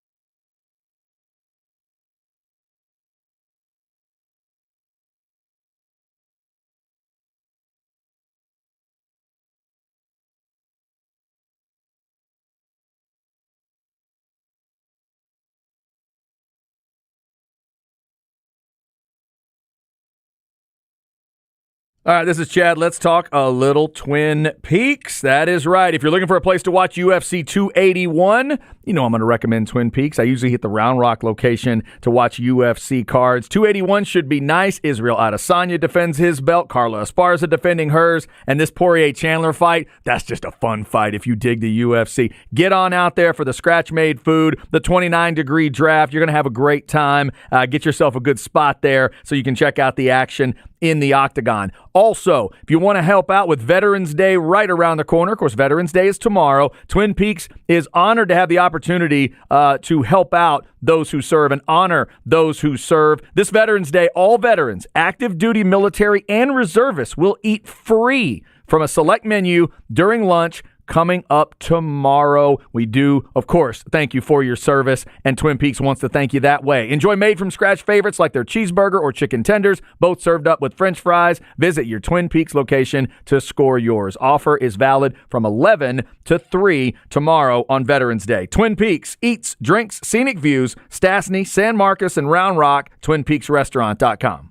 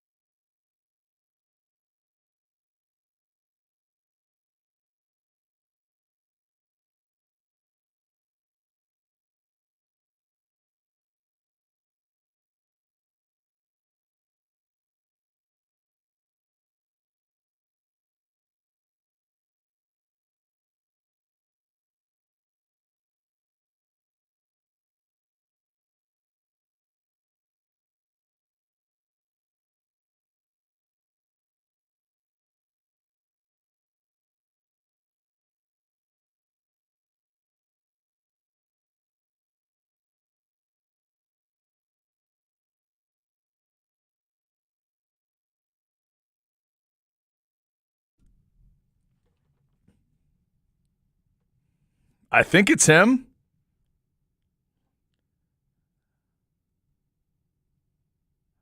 Mob Rules. Okay. So I believe that is Ronnie James Dio, but I think this song would be when he was the lead singer of Black Sabbath. That's right. There we go. There we go. Eventually we got there. There's just only one human that sounds like that singing. I've never, ever heard anybody that could absolutely perfect a Ronnie James Dio impersonation. Rest in peace to the great Ronnie James Dio. Black Sabbath, Mike and the Mechanics, Brian Adams have all been a part of the show today. We hope you are having a good Thursday. Chad and Zay, a little closer to Texas and TCU. Brian Jones' thoughts on the game coming up at 2. Jeff Howe says he's leaning towards Texas. Is Brian Jones leaning towards Texas? Finally, after seeing this defense step up in Manhattan, we will find out. Brian also, of course, of CBS Sports. They've got the Bama Ole Miss game this weekend, and they have an early one this weekend, the 11 a.m. kick in Knoxville, in case you forgot, which we did, as you'll hear earlier or a little later when we talked to Brian. Yeah, shout out to our guy Jeff Howe, who's a true Husky brother like myself, and was very upset with us not letting him know that there's barbecue here, even though it's been smelling like barbecue ever since I came in the building, and that was around 11 p.m. Literally did not know. I would have told everybody, and certainly Jeff would have been. I've known Jeff long enough to know that if there is good food in the house, you need to let him know.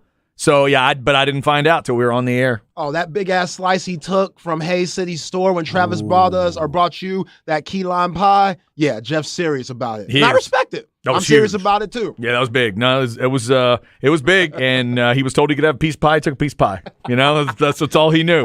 By the way, if you want a chance to get tickets to Texas and TCU, how about 2 different ways? If you want to do it today, head out to Randall's, Brody Lane, from 3 to 7. And go see the Ball Don't Lie guys. Go see Mike and Harge, and Rod and Babers. They'll all be out there. Swing by and register to win one of 4 pairs of tickets that will be given away. And remember, one lucky listener gets the VIP upgrade. That's right. You'll get to get down on the field, get your picture taken with like Smokey and Big Bertha, and I think Bevo and all that kind of stuff. It's very cool. So you'll get that, which could be a great keepsake, and you get a bunch of cool pics. And that experience, details at hornfm.com. Thanks to our friends at Randall's for that, official partner of Texas Athletics. They do that every home week on Thursdays. Here's another chance. And you heard Jeff mention it. The Beat the Pluck, Light the Tower lunch is tomorrow at Pluckers Research. It starts at 11 a.m. They will, actually, the broadcast would start at 10 a.m. Light the Tower, of course, starting at 10, go 10 to 12, and then the Light the Tower lunch is 12 to 1. We'll give away a pair of tickets to Texas TCU during the show there. So get on out. You must be present to win, and they draw that at 12:45. Tickets must be transferred electronically there. So come on out, join the gang, and register for your chance to win. All right, let's get into a little Flex 30 segment here. We got the playoffs starting tonight. Come on. Flex ATX for the best high school sports coverage. Listen to the Horn and go to FLXATX.com. Flex 30 is brought to you by Brain Vault. Brain Vault is a revolutionary and patented mouthguard that has been proven to help reduce the risk of concussion. Visit BrainVault.com and join the movement. All right, for Zay's Bowie Bulldogs and a lot of other teams, got to wait one more night to get it started, and we do have a full schedule for you tomorrow night. But tonight, it is that string for Westlake that they are looking to continue. Cedar Ridge and Westlake is a 7:30 start tonight. Zay, we told the story last week of Cedar Ridge and their big comeback against McNeil. The reward is, hey, you get to go to Westlake. Congratulations. Yeah, but at least you're playoff bound. Shout out to Cedar Ridge and getting to the playoffs. I know it's been a difficult schedule playing against teams like Round Rock and Vandergrift and Westwood. Like, that's a tough schedule, and I don't know if anything could get you ready for Westlake and what they bring to the table, but they'll be prepared. They've seen a lot, and they've seen a lot of good teams, and yeah, it'll be a tough one for them, but they'll be prepared. If you are a Westlake fan or you're following this team and their run, we got a couple of options for you at hornfm.com. Coach Salazar was on with Light the Tower, as he is each and every week on a Wednesday. You can check that out, that full interview at hornfm.com. Also, our man Ty Henderson, producer of B&E, if you didn't know, he's a Westlake guy, and he was able to catch up with Westlake seniors Will Maggots, Tom McIntyre, and Joe Sockwell to talk playoffs. So that interview is also at hornfm.com. Ty's my guy. I hate how much I love him. I hate how much I love Ty. Man, you're my guy. Love you to death. Why do you have to be from there? Yeah, it's kind of like Sam Ellinger. Sam it's Ellinger, just like that. Earlier in the week, Sam Ellinger made you swear on the air you love him so much. It was crazy. Absolutely crazy. Yeah, very true. Him and Justin Tucker. Those guys, they've won my heart. Yeah, no, they have. They do. Sometimes it happens that way. Also, best of luck tonight to the Weiss Wolves, but they have a tough test. They go all the way up 35 to DeSoto to take on the DeSoto Eagles. And Zay, this is a team that I got to see in 7-on-7. I stayed all the way through the final to watch them win 7-on-7. A really entertaining group. We've mentioned Jonte Cook. Texas fans are extra interested too because of these recruits. Jonte Cook, who leads them in receiving. Cook on the year has 45 catches, a 16-yard average, and 13 touchdowns. He's so unstoppable. He's so good. I can't wait for him to come down to the 40 acres because we talk about this third wide receiver and we're trying to find them. And I don't know how many years Jay Witt, who knows if he's going to come back next year. Thank goodness Xavier Worthy has another year where he has to come back. So they're still trying to find that spot. And I think Jonte Cook, he could be that guy maybe. I think he's Xavier Worthy with a little more physicality. Yeah. Just got a little more. I love the way he runs routes. He's so sure of himself. There's an ego there. Nobody's going to lie about that. He literally got thrown out of a 7-on-7 game for mouthing off at the opposing coaches. Oh, he's South Dallas for real. That dude thinks He's South Dallas for real. Sometimes you need that. Clearly, they're going to have to discipline him a little bit when he gets to the 40 because it's a college level. You can't do that. Right. We saw Savion Red get into it on the sideline of the Oklahoma State game. There's a time and place to do that. We know wide receivers, they have the stigma of being prima donnas. They want the ball every single play, and if they're not getting it, then they could get in their feelings. Hopefully, Jonte can figure it out, but the talent is there for sure. The other one, I'll keep mentioning him, Zay. I think Texas fans are going to love Trey Wisner. I think they're going to love that kid. I see him listed here at 6 foot, 170. So, yes, he is a running back for them, but he doesn't strike me as a typical running back at that next level. They do, obviously, I mean, don't get me wrong, they give him the football.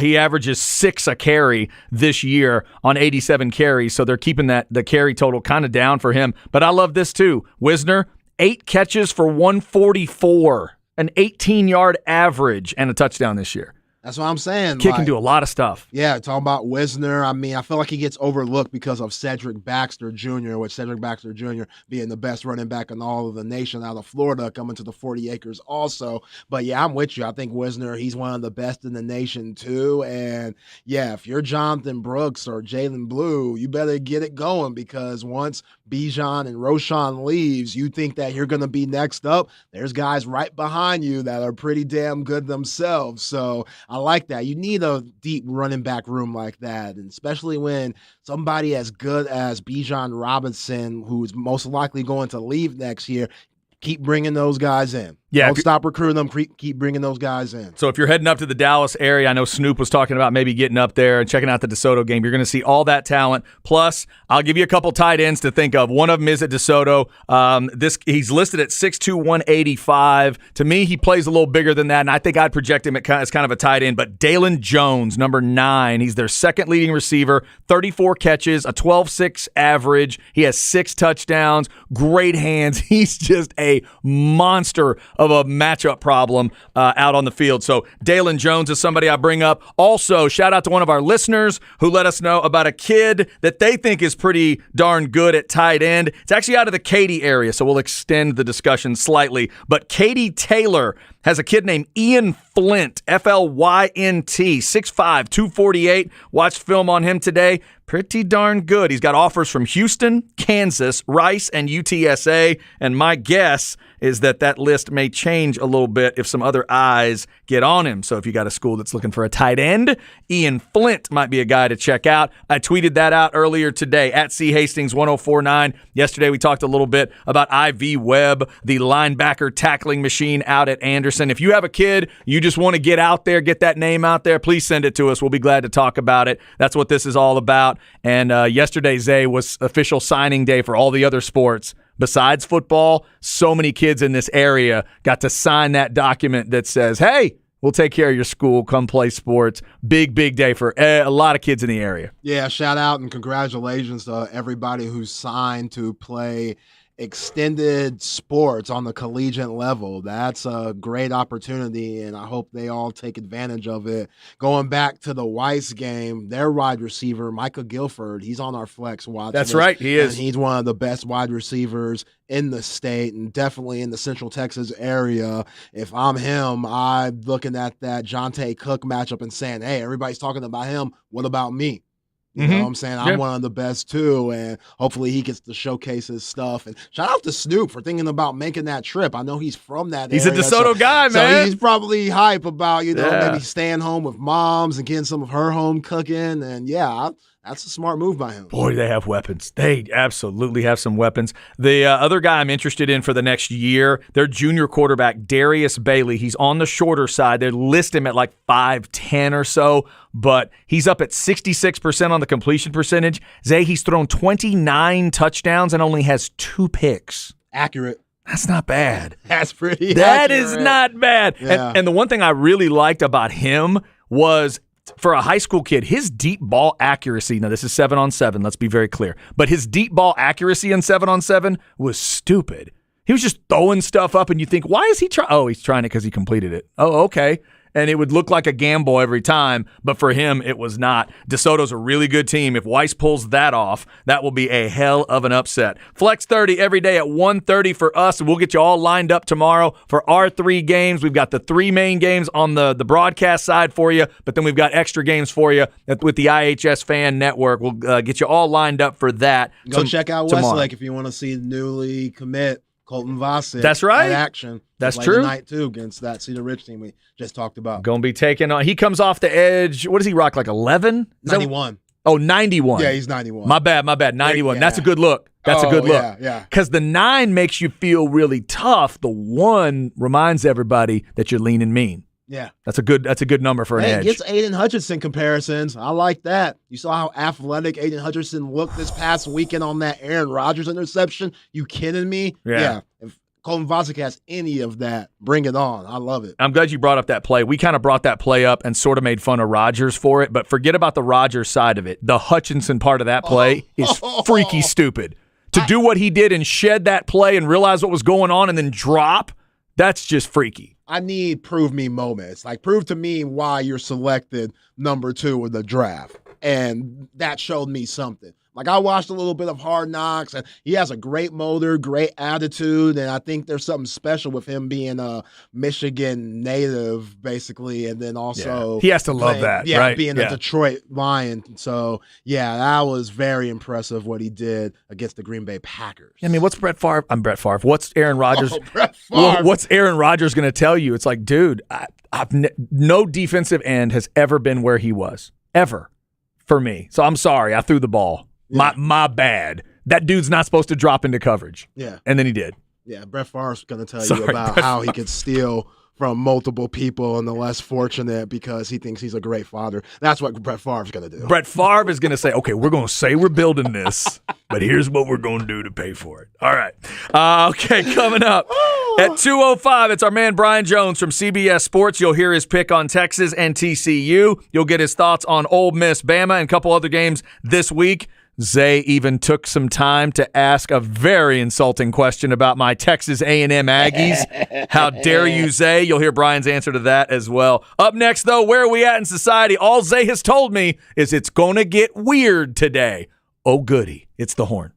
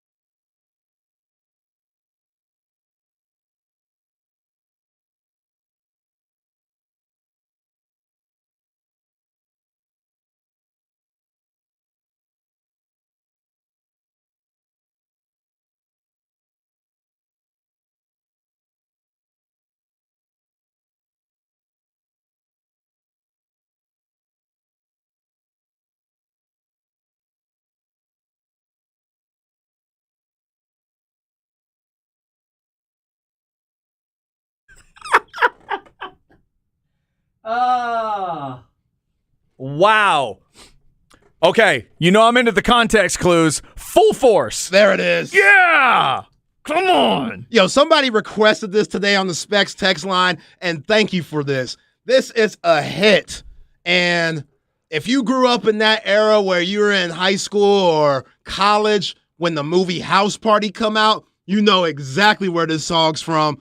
This is from when Kid and Play went up against Gina from Martin, Tisha Campbell, right. and gosh, I don't know the other woman's name. I always forget her name, but they had that classic dance battle, and it's to this song. Legendary movie. How about that? All right, Full Force. So the person I heard rapping in the beginning, that person, Your love so good.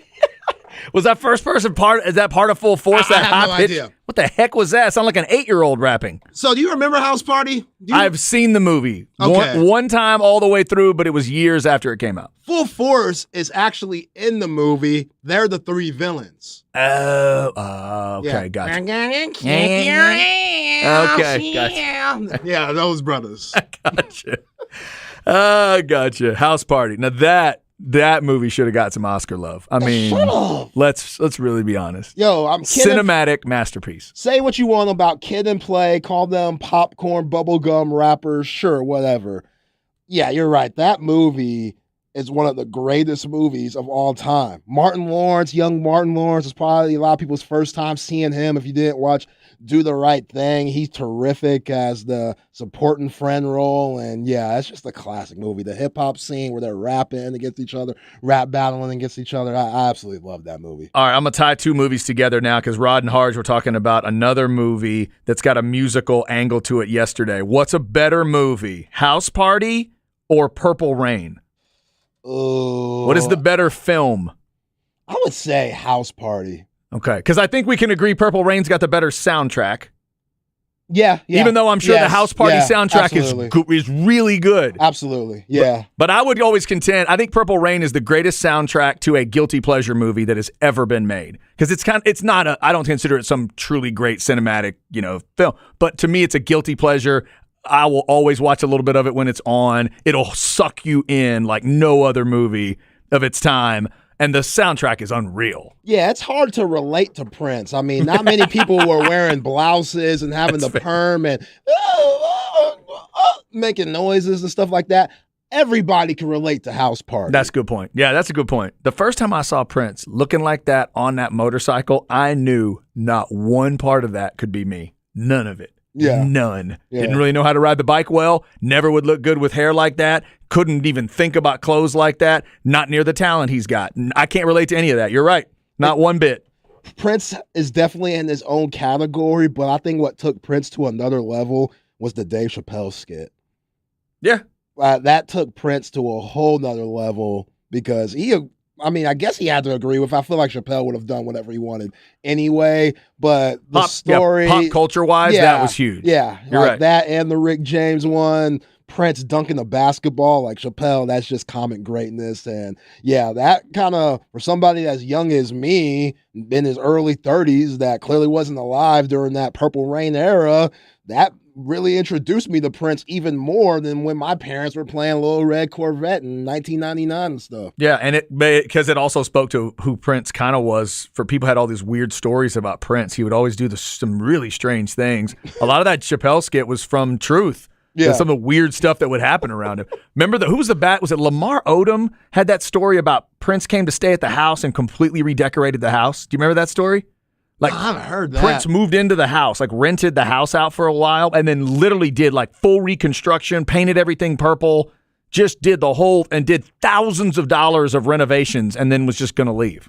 I mean, Lamar Odom's also known to do crack cocaine, so I don't really know. I can't remember if it how was accurate, Lamar or who it was. I think it was the things he Lamar. says. I think it was Lamar. I may be wrong, though. Yeah, right. As much as he was eating gummy worms and Skittles back Yeah. in the day, it might not have been him. By the way, LeBron and his crew, Yes? they're remaking House Party.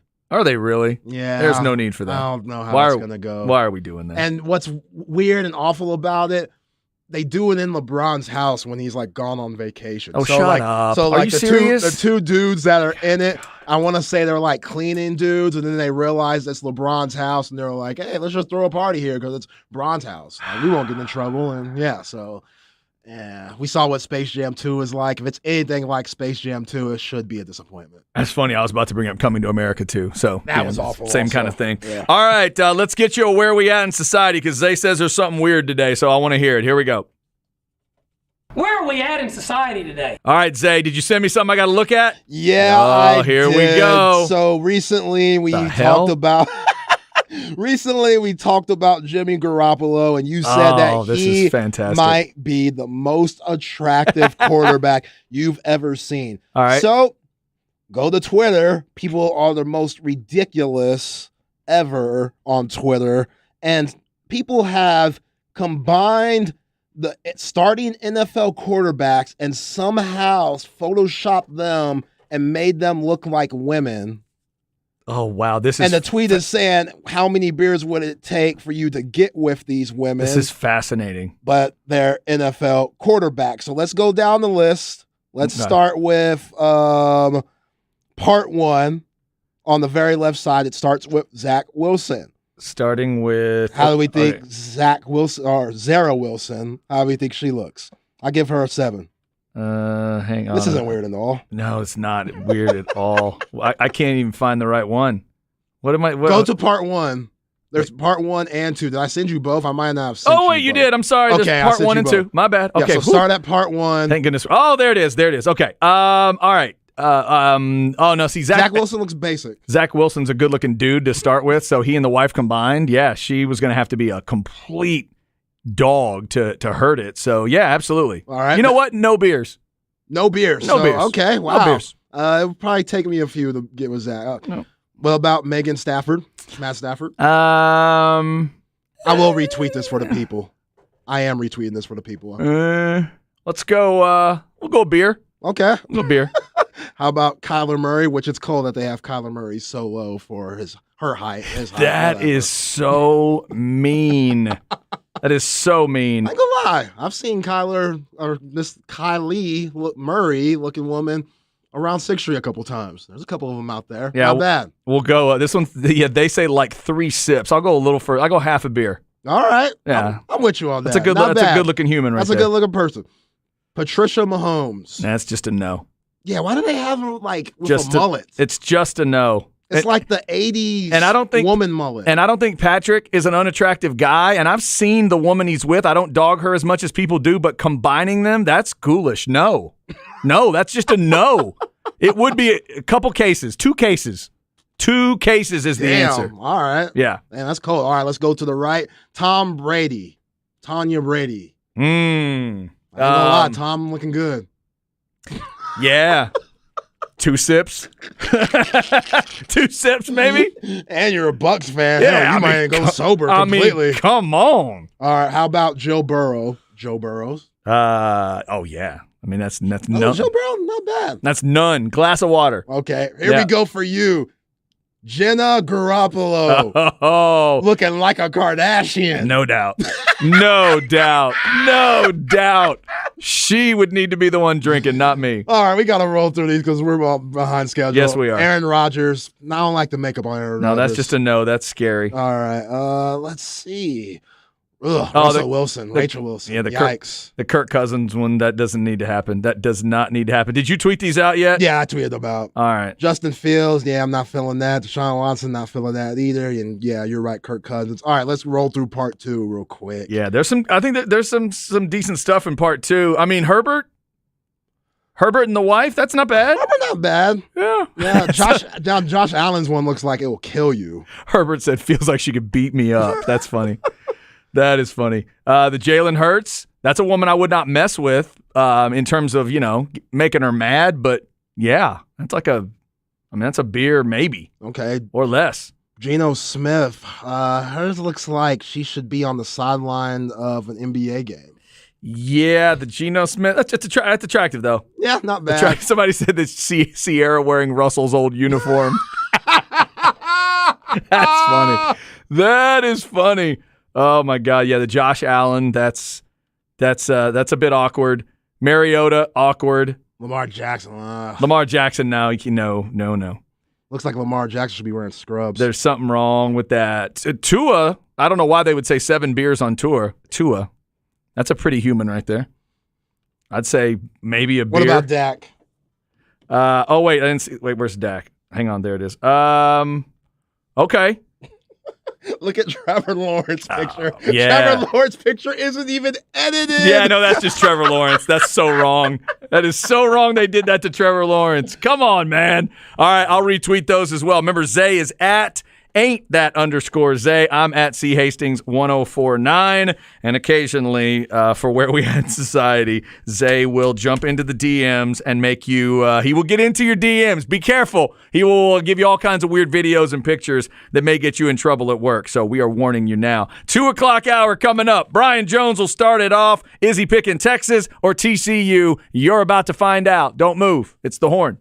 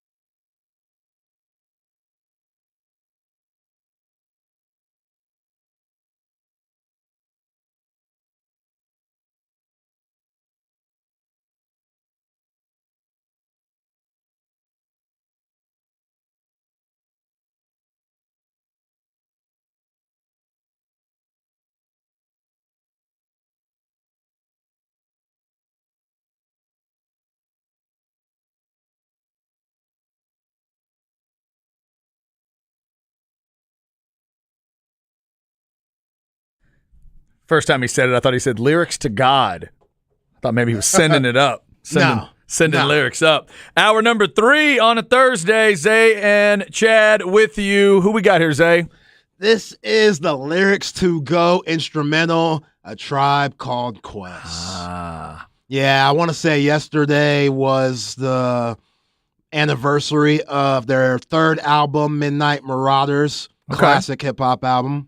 One of the best ever, 1993. Aren't they in the Rock and Roll Hall of Fame now? They should be. I think they are. They should be. They've obviously started really expanding out all the different genres they're looking at. This last group was incredibly diverse, and I think A Tribe Called Quest is in. Highly, highly respected and important. One of the most is that fair to say? One of the most important rap groups ever. Yeah, because in the era where NWA kind of took over and things got a little gangsta, and they came with the peace, but still brought that like funky, soulful, flow that you need to bump your head and make classic hip hop. Shout out to Q-Tip, R.I.P. Phife Dawg. Are they New York? Queens. Yeah, in New York. Okay. Yeah. All right, real quick before we get to Brian Jones, the breaking story out of the NFL, the Attorney General for D.C. has filed a civil lawsuit against the Commanders, Dan Snyder, the National Football League, and Roger Goodell for allegedly colluding to deceive fans and district residents about the league's investigation into the toxic workplace culture and allegations of sexual assault, in an effort to maintain a stronger fan base and to increase profits. Wow. The Attorney General's office says they are suing, quote, because you can't lie to D.C. residents in order to protect your image and profits and get away with it no matter who you are, even if you're the National Football League. Whoa. All right, we'll continue to watch that story as things move along. That's pro football. There's also a lot of college football going on right now. Caro's Cafe and Cantina hotline for one of our favorite conversations of the week. It is Brian Jones of CBS Sports. They've got another big one at 2:30 because that's what they do on Saturdays. Bama at Ole Miss. Brian Jones, how are you, sir? I am outstanding. We actually have a doubleheader, buddy. We've got the, let's say, harassed and hounded and hunted Tennessee Volunteers trying to rebound versus Missouri first, and then we've got Ole Miss and Bama. That's right. See, I forget they start making y'all get up early. They make y'all old men get up early in the later part of the season. Thank you. Exactly. Yo, B. Jones, that's cold-blooded. They making y'all go to that Missouri game. That's a tough one. Minus 20. No, that ain't tough, man. Hey, Missouri's been balling. Missouri, they've got, third in the nation in TFLs, so that defensive line, they can get after the quarterback. So we'll see what Tennessee has to get that horrible taste out of their mouth, because Georgia, unbeknownst to me, blocked every exit for that offense last week. Yeah, they definitely did. Yes, so that is true. An 11 a.m. and a 2:30 for CBS this week. Check those games out. All right, Brian, let's get to the happy news. You said you wanted to be able to say you were wrong and be happy. We all picked K-State. We were all wrong, so I know you're happy about that. Give us a thought now on this next purple problem for Texas. TCU, Texas, massive game in Austin. A lot of people have been interested every week in which way you're leaning. Which way are you leaning this week, Mr. Jones? More purple rain. I tell you what, Texas, Austin, we're going to party like it's 1999, because I believe the Horns will bring that same energy, that same tenacity and intensity that they brought forth versus Alabama. And now they're back in the driver's seat, controlling their own destiny, holding on to a win, and we can get to these second halves in a second. But they now have an opportunity to get to that conference championship game, possibly see TCU again, who knows? But you worry about that later down the road. But they have a grand opportunity to knock off the number 4 team in the nation, and kudos to the committee finally getting it right, placing TCU in their rightful spot. But I think they can get it done, man. They're just going to have to bring that carbon copy energy that they displayed and set a standard we thought that they had set in that Alabama game. Now, I don't know what the hell is going on in the second half of these football games. Yes, you go into the locker room, you make adjustments. Obviously, Texas doesn't need to go in the locker room. So I suggest they just stay out on the field at halftime, circle the troops, and everybody just sip their Gatorade right there, watch the band or what have you, because they ain't doing a damn thing when they go in the locker room. They must just kick their feet up and say, we got this. It's just mind-boggling, and they haven't been able to fix it. So what is being said? Do they need someone to come in and give them a motivational speech at halftime? What needs to be done? Because I, for the life of me, guys, I can't figure out what happens in these second half. Once again, 3 points in that second half after scoring 31. Defense, to their credit, they hang on and seal the victory. But they need to wrap their arms around what's occurring after those first 2 quarters.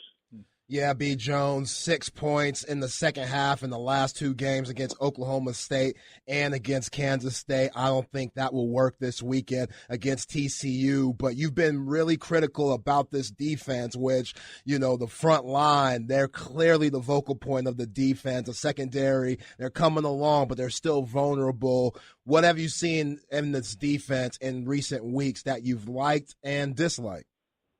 Well, what I liked was the fact they got pressure with a 4-man rush. Occasionally they bring a 5-man pressure, run a couple of different blitzes, but they were able to get there. 99, I believe he had the last turnover, forced the last turnover. Yep. 93, those guys were really getting to the quarterback. So need that same type of passion to get to the quarterback in this one, because Max Duggan has had some of his best games versus Texas, if I recall.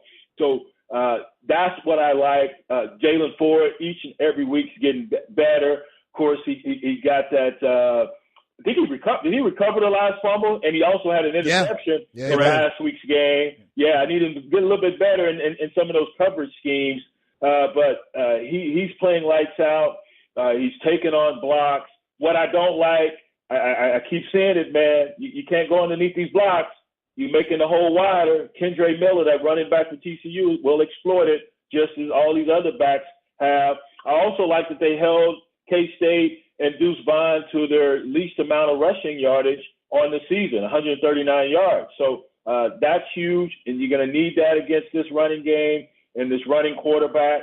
But they need to set the edge better. They're still not doing that. If you're the edge defender, you got to be mindful that this quarterback can run, so you just can't crash your little ass down inside and try to make the tackle. These zone read, RPO offenses, they're not dissimilar to taking on triple option. And what do we say every week about triple option, or anytime you talk about a triple option team? Take care of your assignment. And so that's what they need to do. If I am the edge defender, I have to stay parallel to the line of scrimmage and make sure that quarterback hands the ball off, and before I crash my butt inside.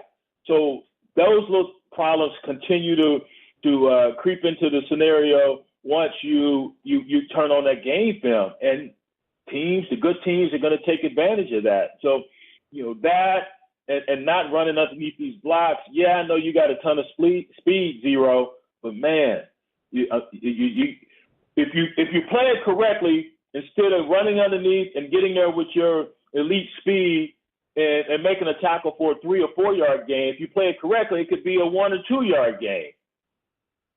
Brian Jones, CBS Sports. Brian's leaning towards Texas in that one. And again, CBS got the morning kick with Missouri at Tennessee at 11. Then at 2:30, Brian, it is Bama at Ole Miss. That'll give them a little time in the Grove to get all sauced up and ready to go. I know they are looking forward to this one. You think Ole Miss is going to hang loss number 3 on Nick Saban? Look, they have the offense to do it if they can keep pace, hold serve, and their defense could steal a couple possessions. This Judkins kid, this freshman running back, he is the truth. You saw what he did to your Aggies, that offense as a whole, 390 rushing versus Texas A&M the last time out. I'm not so sure Jackson Dart can mirror what Jaden Daniels did. Jaden Daniels is just sweet, man. I mean, getting those legs up, that little hop he does to get away from defenders, it is so cool, smooth as butter. So I'm not so sure Dart can do that. He's a pretty good passer. They have some receivers such as LSU that can really cause some problems on the back end. But can that offensive line hold up against that pass rush? I'm going to say no, they can't. And Alabama is the better defense, and I think Bama wins this. What they won six straight versus Kiffin, but he knows how to dial up mismatches and exploit those mismatches. I just don't know if his offensive line has what it's going to take to beat Bama. Yeah, it's an interesting game. I mean, Nick Saban with 2 losses before Thanksgiving. That's very new and very odd to see. But let's go to the Big 12, B. Jones, Kansas State versus Baylor. Both of these teams are tied with the University of Texas in second. Clearly, Texas has the upper hand on Kansas State with beating them this past Saturday. But Dave Aranda's team, they're rolling, and yeah, they're going to probably try to run the football against Kansas State, just like the Horns did. Who do you like in this matchup? I'm going to take Baylor at home, but I'm going to take them to task too, because I recognize that freshman running back there at Baylor, Richard Reese. Each Tuesday on our Inside College Football show, we award a game ball. I awarded a game ball to Mr. Richard Reese for his exploits a couple weeks ago. And the damn Baptist there didn't even recognize it, didn't even have the guy just say, hey, thank you, nothing. You know, he could have set up smoke signals or something. Each school, every time we award their kid or the entire team, as I did for Middle Tennessee State when they knocked off Miami, a few months back, they say something. Thank you. Can we get a thank you, Baptist? I didn't ask you to pass the collection plate. I ain't asked for you to help me with the building fund or anything. You can just say thank you for recognizing one of your stellar players and his performance. Oh, that's why I don't go to church no more. Right there, I ain't going to church because of Baylor. Brian, are you telling me the Baptists don't recognize sexy Frederick Douglass when he throws a compliment? And I'm one of them. I grew up Southern Baptist. I know I'm a heathen now, but at least they could have recognized, acknowledged that we saw and noticed what Mr. Reese has been doing. I'm going to go with Baylor, guys. They're playing much better. Oklahoma's true identity showed up on defense again last week in that shootout they had there. They're going to be at home. Texas, I believe, is 32nd in rush D. Baylor's a tick behind at about 40th in rush defense, but I'm going to say they protect their home and they win that ball game. And if K-State, if they have the turnovers as they did versus Texas, they could be in trouble. And I think these receivers are starting to really emerge for the Bears. Yeah, B. Jones, you know as well as I do, you can never trust anybody that takes money out the collection plate. And I feel like a lot of those Baylor folks, they the type to take money out the collection plate when you ain't looking. Come on, man. You think they're making change? Hey, Baylor, they don't got the best track record. They ain't got the best track record. What my man said coming to America, I thought it was the trash. I thought it was the trash, yeah. Dude, I could still see my grandmother's face when she saw me trying to make change. The first time it came around, I thought, oh, man, they're just passing money out. This is cool. She looked at me like she was about to punch me in church. Yeah, definitely not what it's about. That's a heck of a game, though, in Waco. That's a chin strap kind of game, man. That's going to be a hard hitter. That's a 6 o'clock kick for K-State at Baylor. Talking with Brian Jones of CBS Sports. Brian, let me get you a 2-part Dallas Cowboys question because I know you're a fan like I am. So first off, do you think they're going to beat the Packers? Secondly, as a fan, are you interested at all in Odell Beckham Jr.? Dude, if he's going to help them get back to the Super Bowl, yes, but I haven't really followed it that much, to tell you the truth. And I know everyone's sending out tweets and things of that nature to him, and he's a heck of a talent. And if he's 100% fully recovered from the ACL, go get him. But, what's taking so long? If there's a need there, why are you waiting so long before you sign the young man? And if there is an interest, I'm sure they've already worked him out. And maybe it's just massaging the numbers and make sure that works for their salary cap. But, heck yeah, I'm all for them getting anybody that's going to help them get back to that big game. And are they going to give Green Bay a 6th straight loss? Oh, I'm hoping so. You know how Green Bay owns my Cowboys. Our Cowboys. Lord. Our Cowboys. Yes, I do. Somebody actually said the name Jared Cook yesterday during the show, and I almost passed out.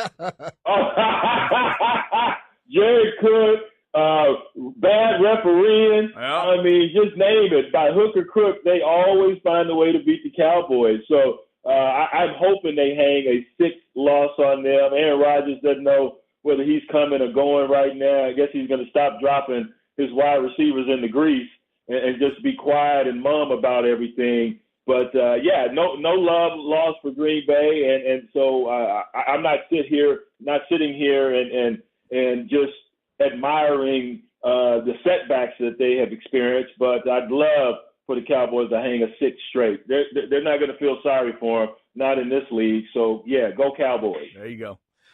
Well, let's talk about a team we definitely don't feel sorry for. Well, Chad might, and that's the Texas A&M Aggies. Oh, how dare you. Going up to Auburn, Alabama, playing in that game. They got Cadillac Williams, who's one of my favorite running backs, watching him play at Alabama. He's now coaching for the War Eagles. Who's going to win that brutal of a game? Well, here's another source of consternation for me. Them damn Auburn Tigers. That was my upset pick last week. That was a double-digit upset pick. They take the lead with a minute and some change. And then some mofo thinks it's wise to run down on the kickoff and pull on the face mask. And Mississippi State gets the ball right there at midfield. A couple plays later, they're in field goal range. Of course, they kick it to tie it, go into overtime, and win it. But Cadillac, all that energy and that animation he was displaying on the sideline, it finally got into his football team because they mounted a heck of a comeback in that ball game on the road, almost pulled off the victory. I'm going to give Auburn the edge because I don't know how much is left in this Aggies locker room considering what they've done. Check this out. Here's a stat for you. The Aggies in their last 2 games, they have allowed about 680 yards on the ground. That's more than their offense has That's more than their offense has amassed in their last 5 or 6 games. Y'all didn't need to do math. There's no reason. Why do math? Why are we adding stuff up? Hey, we were talking about collection plates. That was math. So it's a natural transition to the Aggies' woes on defense. I mean, these are pre-Mike Elko numbers as far as their rush defense. So I just don't know what's left. You got guys that are decommitting. It's just a spicy mess over there right now at Texas A&M. So are guys checking out? Are they giving up on the season? I don't know. Well, Brian, you know as well as anybody, one of the most demoralizing things that can happen to your football team is giving up those rush yards. And you bring up the total number. It's 6 yards a carry. I did those numbers, too, because I'm that sick. They are giving up 6 yards a carry the last 2 weeks. And I don't know Anthony Hill personally at Denton Ryan, but who the heck would want to be a part of that? I mean, I'm just saying that's the one part of the Aggies we thought was going to be solid, Brian, and it's not. No, not at all. And you got another running quarterback you have to face in this Robbie Ashford. And if he holds onto the rock, he can really, really scoot, much like Anthony Richardson last week with the long touchdown run he had versus the Aggies. It's foreboding with a struggling Auburn coming in, but a team that has been infused with some energy via their new interim head coach. So once again, I give the Auburn Tigers the edge because they're playing for this guy who is a legacy there at that alma mater, and he's going to make sure they're fired up and ready to go. Hey, Brian, you know how we're old? How's that? Because you're on television with a gray beard, and Cadillac Williams is the coach at Auburn. What is going on, man? When did we get old? When did it happen?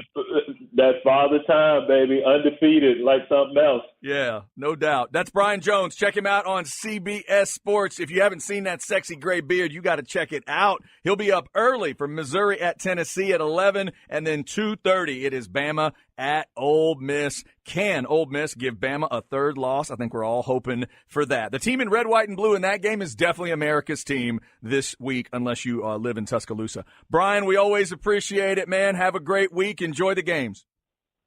All right, guys. Appreciate y'all. Hook 'em. Thanks, Brian. We do it every week, Thursday about 2 o'clock with Brian Jones, and we appreciate his time. Again, Missouri, Tennessee, the 11 on CBS, and then Bama, Ole Miss is that 2:30, the classic 2:30 CBS game that in a few years is going to be a Big Ten game, but for now it is an SEC battle. Brian joins us every Thursday. We appreciate that. A lot of Texas TCU talk, of course, and you hear Brian, leaning towards the Longhorns. It's been that kind of a week so far. A lot of folks leaning back towards Texas, where maybe they've been picking against them. We'll get you our official picks tomorrow. We'll see if Zay is ready to cross that line and go ahead and pick the Longhorns tomorrow, or if he's going to stay with a purple team. But up next, it's Why Today Matters on November 10th. We got all kinds of birthdays, from coaches to hotties to one of my favorite analysts in a non-football sport that is cranking up right now. We'll get all that to you. Hope you're having a great Thursday. Also coming up, we'll tell you how you can win tickets to Texas TCU. Stay with us. It's The Horn.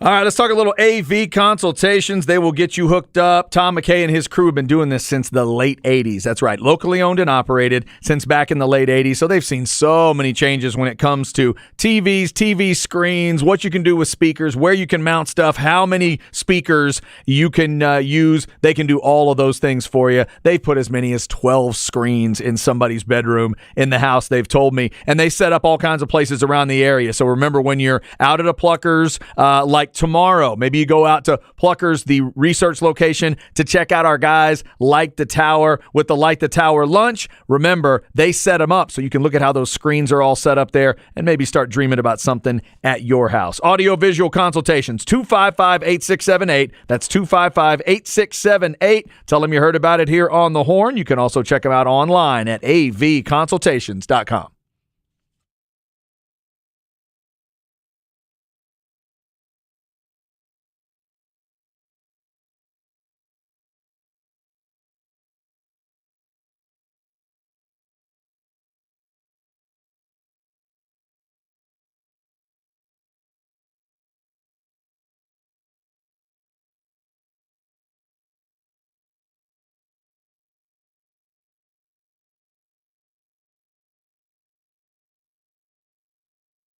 All right, this is Chad. Let's talk about that next car you're looking for. Apple Leasing is such a great way to get it. The Easy Lease lets you pay for the part of the car that you are using, and it lets you go after any make, any model, any car, any truck, whatever it is you're looking for, you can get it with Apple Leasing. They make sure it's the easiest and safest way for you to get that new car. They're going to take the hassles away. They get the same discounts and incentives that the dealers do, but you save all that hassle. You're not going location to location looking at all the different selections, which frankly right now maybe it's not the absolute best selection in each place, but you put it all together, all those different options from Apple Leasing, they'll find the options, they'll come back to you and talk about what they're seeing, and then ultimately they will deliver that car or truck, SUV, whatever you end up with, they'll deliver it right to your driveway, just like they did for me. Call 346-9977. That's 346-9977, or click online at appleleasing.com.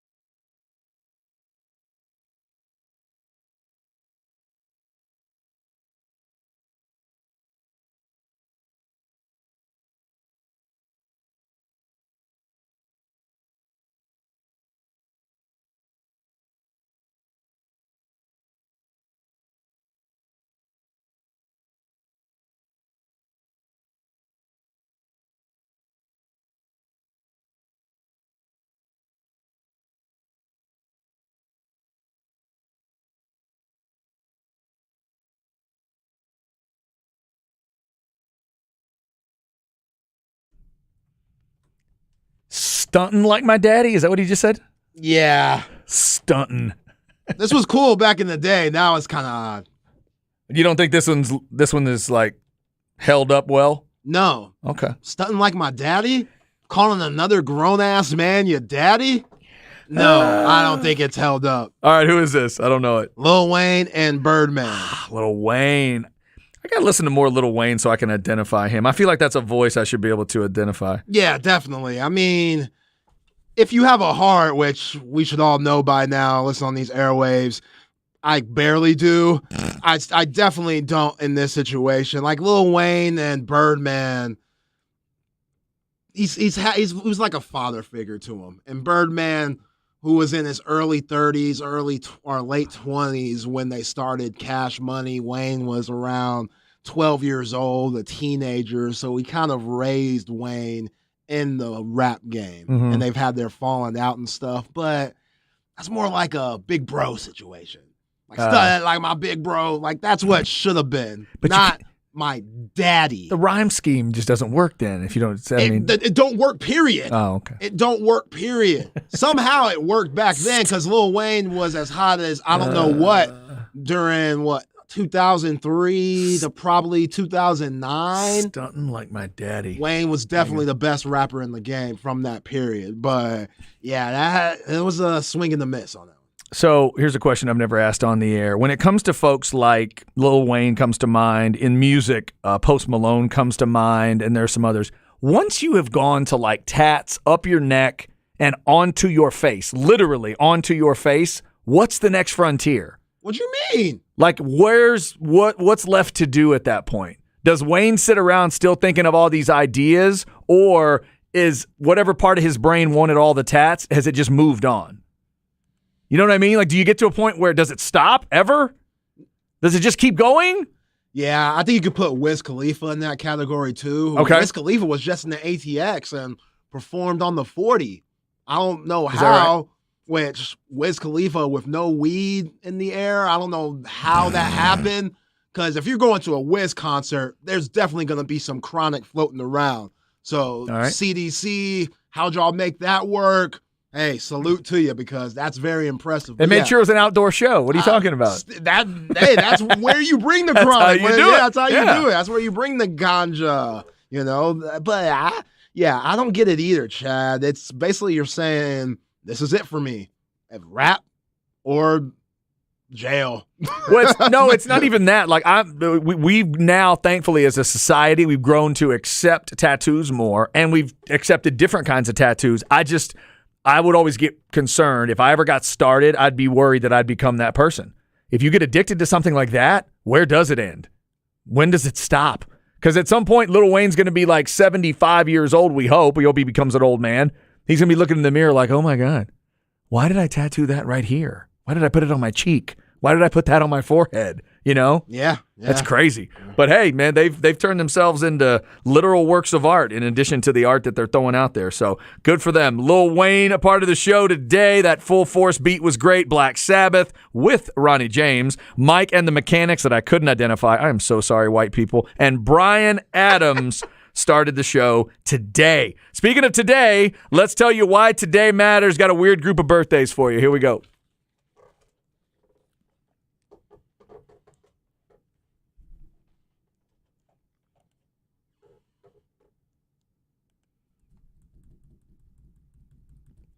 All righty. Happy birthday to a lot of folks today. I mentioned it earlier. Let's mention it again. Mike McCarthy is 59 years old today. The coach of the Cowboys, now going through his most emotional week. He's going back to Green Bay. He did get a little emotional this week talking about his daughters and his family. Zay did not like that. But Zay, sometimes, some would say, it takes the strongest of men to be able to get emotional in front of a group of people like that. Maybe that's exactly how Mike McCarthy needs to be dialed up. Maybe he's finding just the right amount of humanity to go to Green Bay and exercise some demons.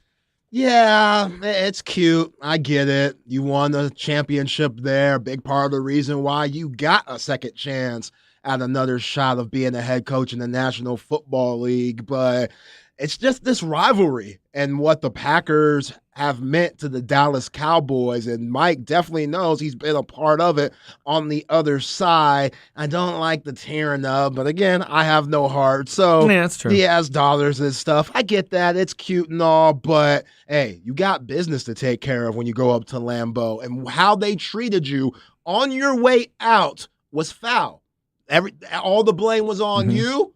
Aaron Rodgers said, hey, this offense ain't working. There was rumors having it that he was throwing the ball out of bounds when guys were open and stuff in spite of Big Mike. So use that as fuel. Use that to fuel up your ball club. And, go and spank the Packers when you go up to Lambeau on Sunday. Boy, I hope he does. I hope they get it done. 3:25 kick for you here on the Horn. 2:30 pregame. Cowboys at the Packers. Also, just a shout-out to Les Miles. I'd forgotten about Les Miles. He's 69 years old today. Damn. Hadn't done anything since that Kansas gig. You know the old school on Les where he played? This is a school. Everybody thought he was going to end up here because he played under a legendary coach in the Big Ten.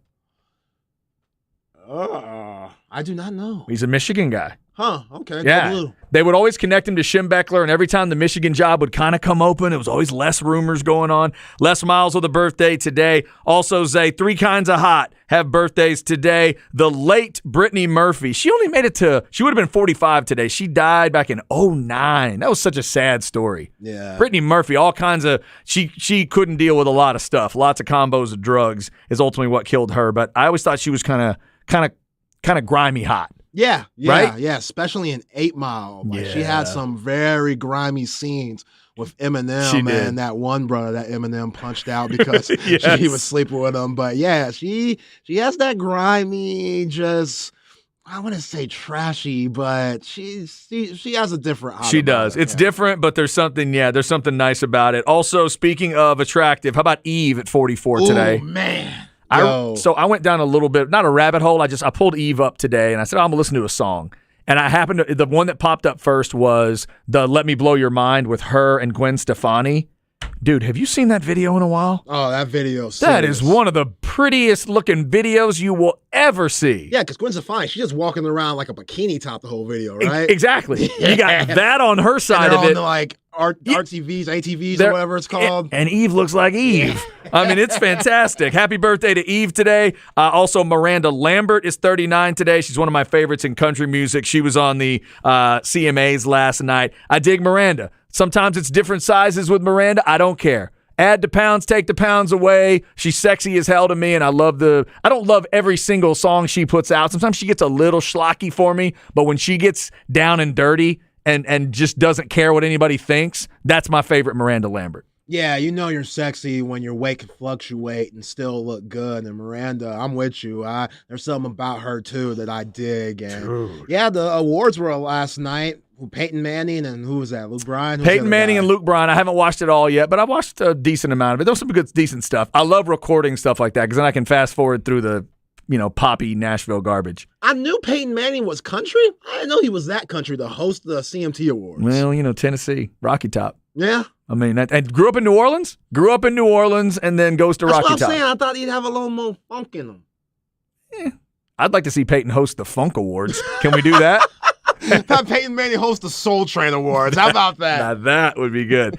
That would be excellent. But you can't have him do it with Luke Bryan. It would need to be like him and Odell Beckham Jr. or something. Somebody that's could really bring some entertainment level. Yeah. I would say another rapper. Hey, how about Wayne? There it is.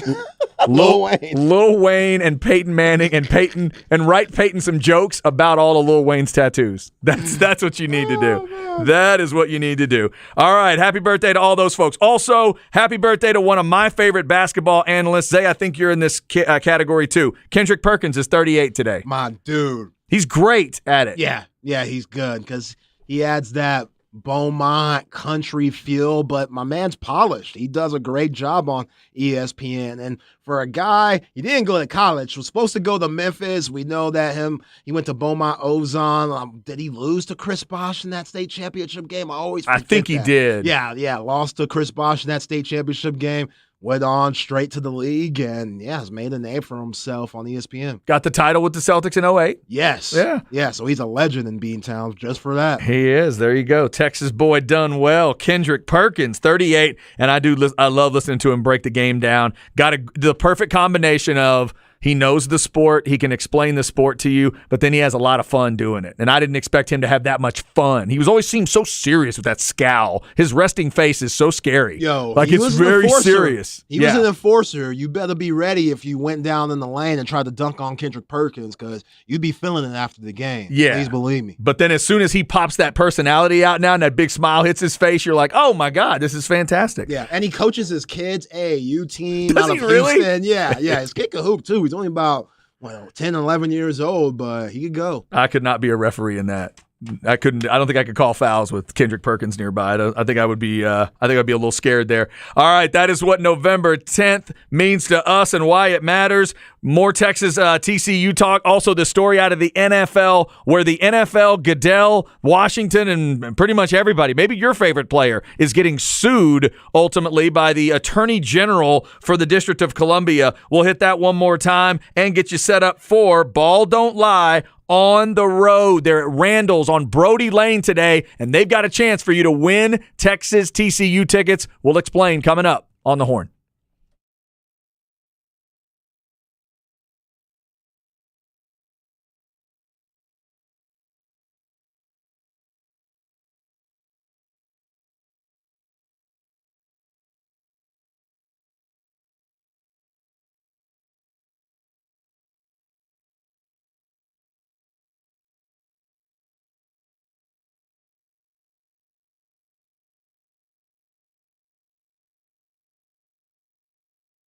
All right, let's talk a little underdog fantasy. It is the easiest place to play fantasy football. I've got a pick'em game set up for tonight's Thursday nighter, and the folks at work say I never, ever pick a lower. I picked a lower in this one. P.J. Walker, 182.5 total yards. I went lower, and then I've got a higher on Cordell Patterson, just one touchdown. That's all I need. Any kind of touchdown. And Drake London, I need you to catch 4 passes. I made it an insured pick, too. I need 2 out of 3 to get that. That's how easy it is. You pick whether your favorite player will have a higher or lower stat total to win big. You can win up to 20 times your money in a single game. You pick between 2 and 5 players to build a pick'em entry. You get them all right and you win, or do what I did. You make a pick insurance pick, and if it's insured, that means you just need 2 out of 3 or 3 out of 4, and so on. It is so easy to set up. I've got it on my phone. I'm an old man that can figure this out on my phone. Trust me, you can do it too. Sign up today with the promo code HORN and get your first deposit doubled up to $100. Visit UnderdogFantasy.com or find them in the App Store, and don't forget to register with my promo code HORN to get your first deposit doubled up to $100. Must be 18 or over and present in a state where Underdog Fantasy operates. Terms apply. Concerned with your play? Call 1-800-522-4700 or visit www.ncpgambling.org. It's the fastest growing fantasy app in the industry. Check out those pick'em games at Underdog Fantasy.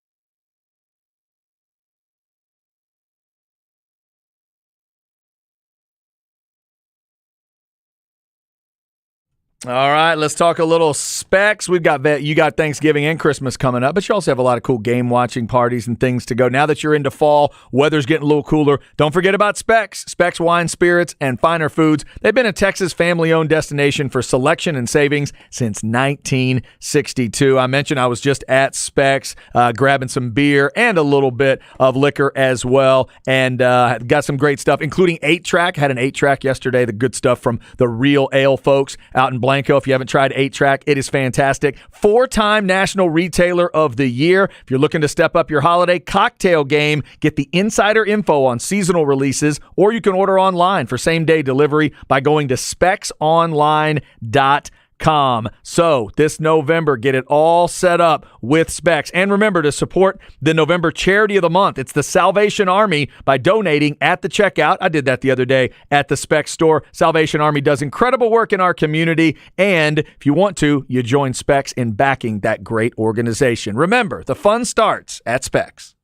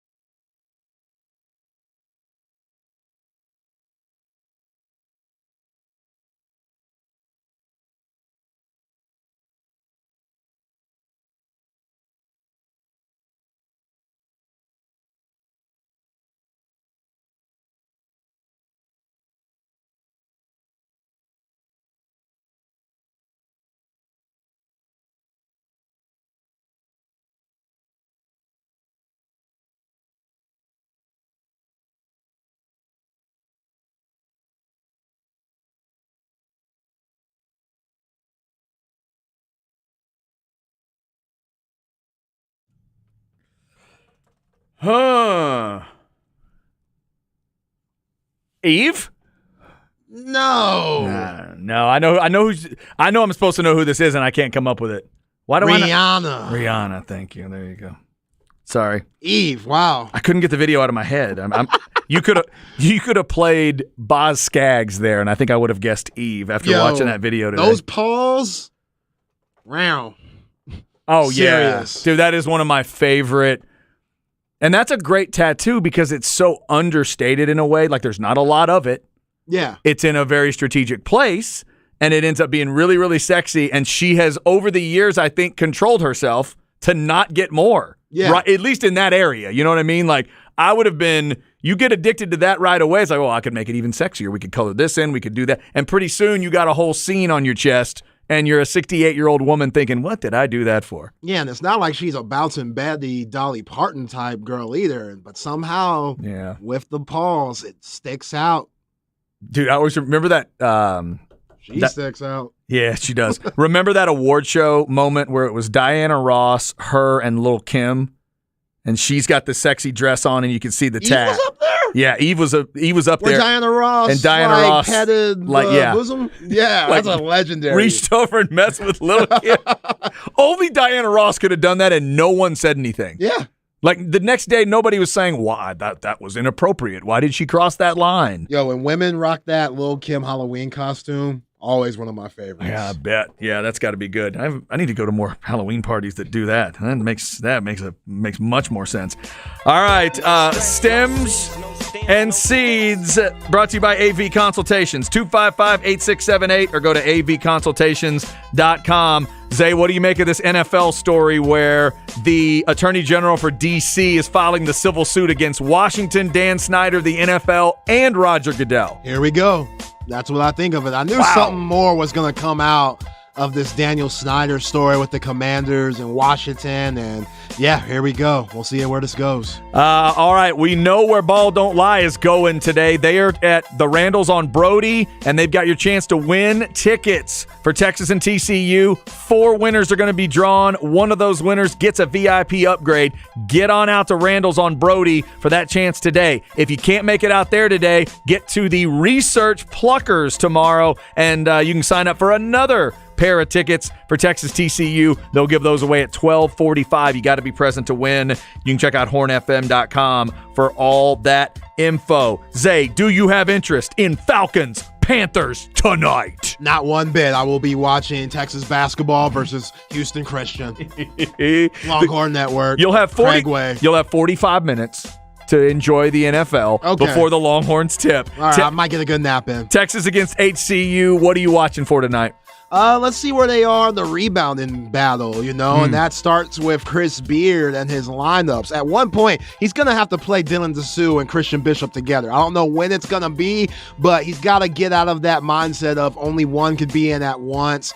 Nah, you're too slim overall. You become a bigger team, maybe with Dylan Mitchell at the 3, Timmy Allen at the 2. Just mix it up, and against these lesser teams, you could try some stuff. By the way, we'll shout out Bravo Company Barbecue one more time. They brought some barbecue in because Coke FM had some guests in doing a cool concert series today. So Bravo Barbecue, spell it all out, bravobarbecue.com. You can check them out there. Really good mac and cheese, and then the meat was good too. Sausage, brisket, it was excellent. So shout out to Bravo Company Barbecue. Thanks to those folks for bringing some stuff by today. We'll be back tomorrow for a Friday show. Somebody texted us today, hey, did I miss Brandon Lang? Oh, no. The Degenerate hits us at 1 on Fridays. We'll make our Supreme picks and try to bounce back from a week at 12:30. Brandon at 1. Jeff Ketchum, 2:05. Jeff Ketchum's been picking against the Longhorns recently. Is he? Now, look, if Ketch picks the Longhorns, you really know there's something going on. We'll find out if that happens tomorrow at 2. Ball Don't Lie coming up from Randall's on Brody. They'll tell you how you can win Texas TCU tickets. Keep it right here. See ya.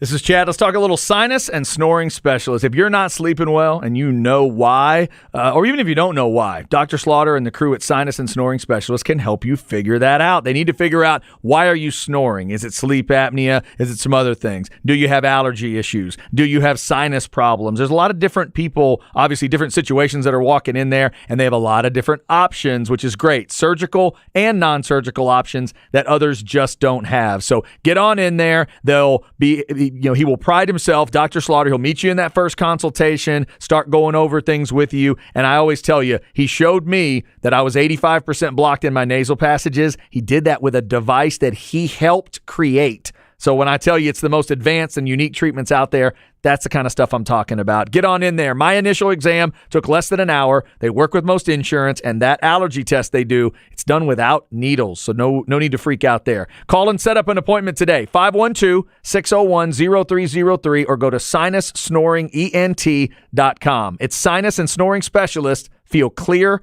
rested, and healthy.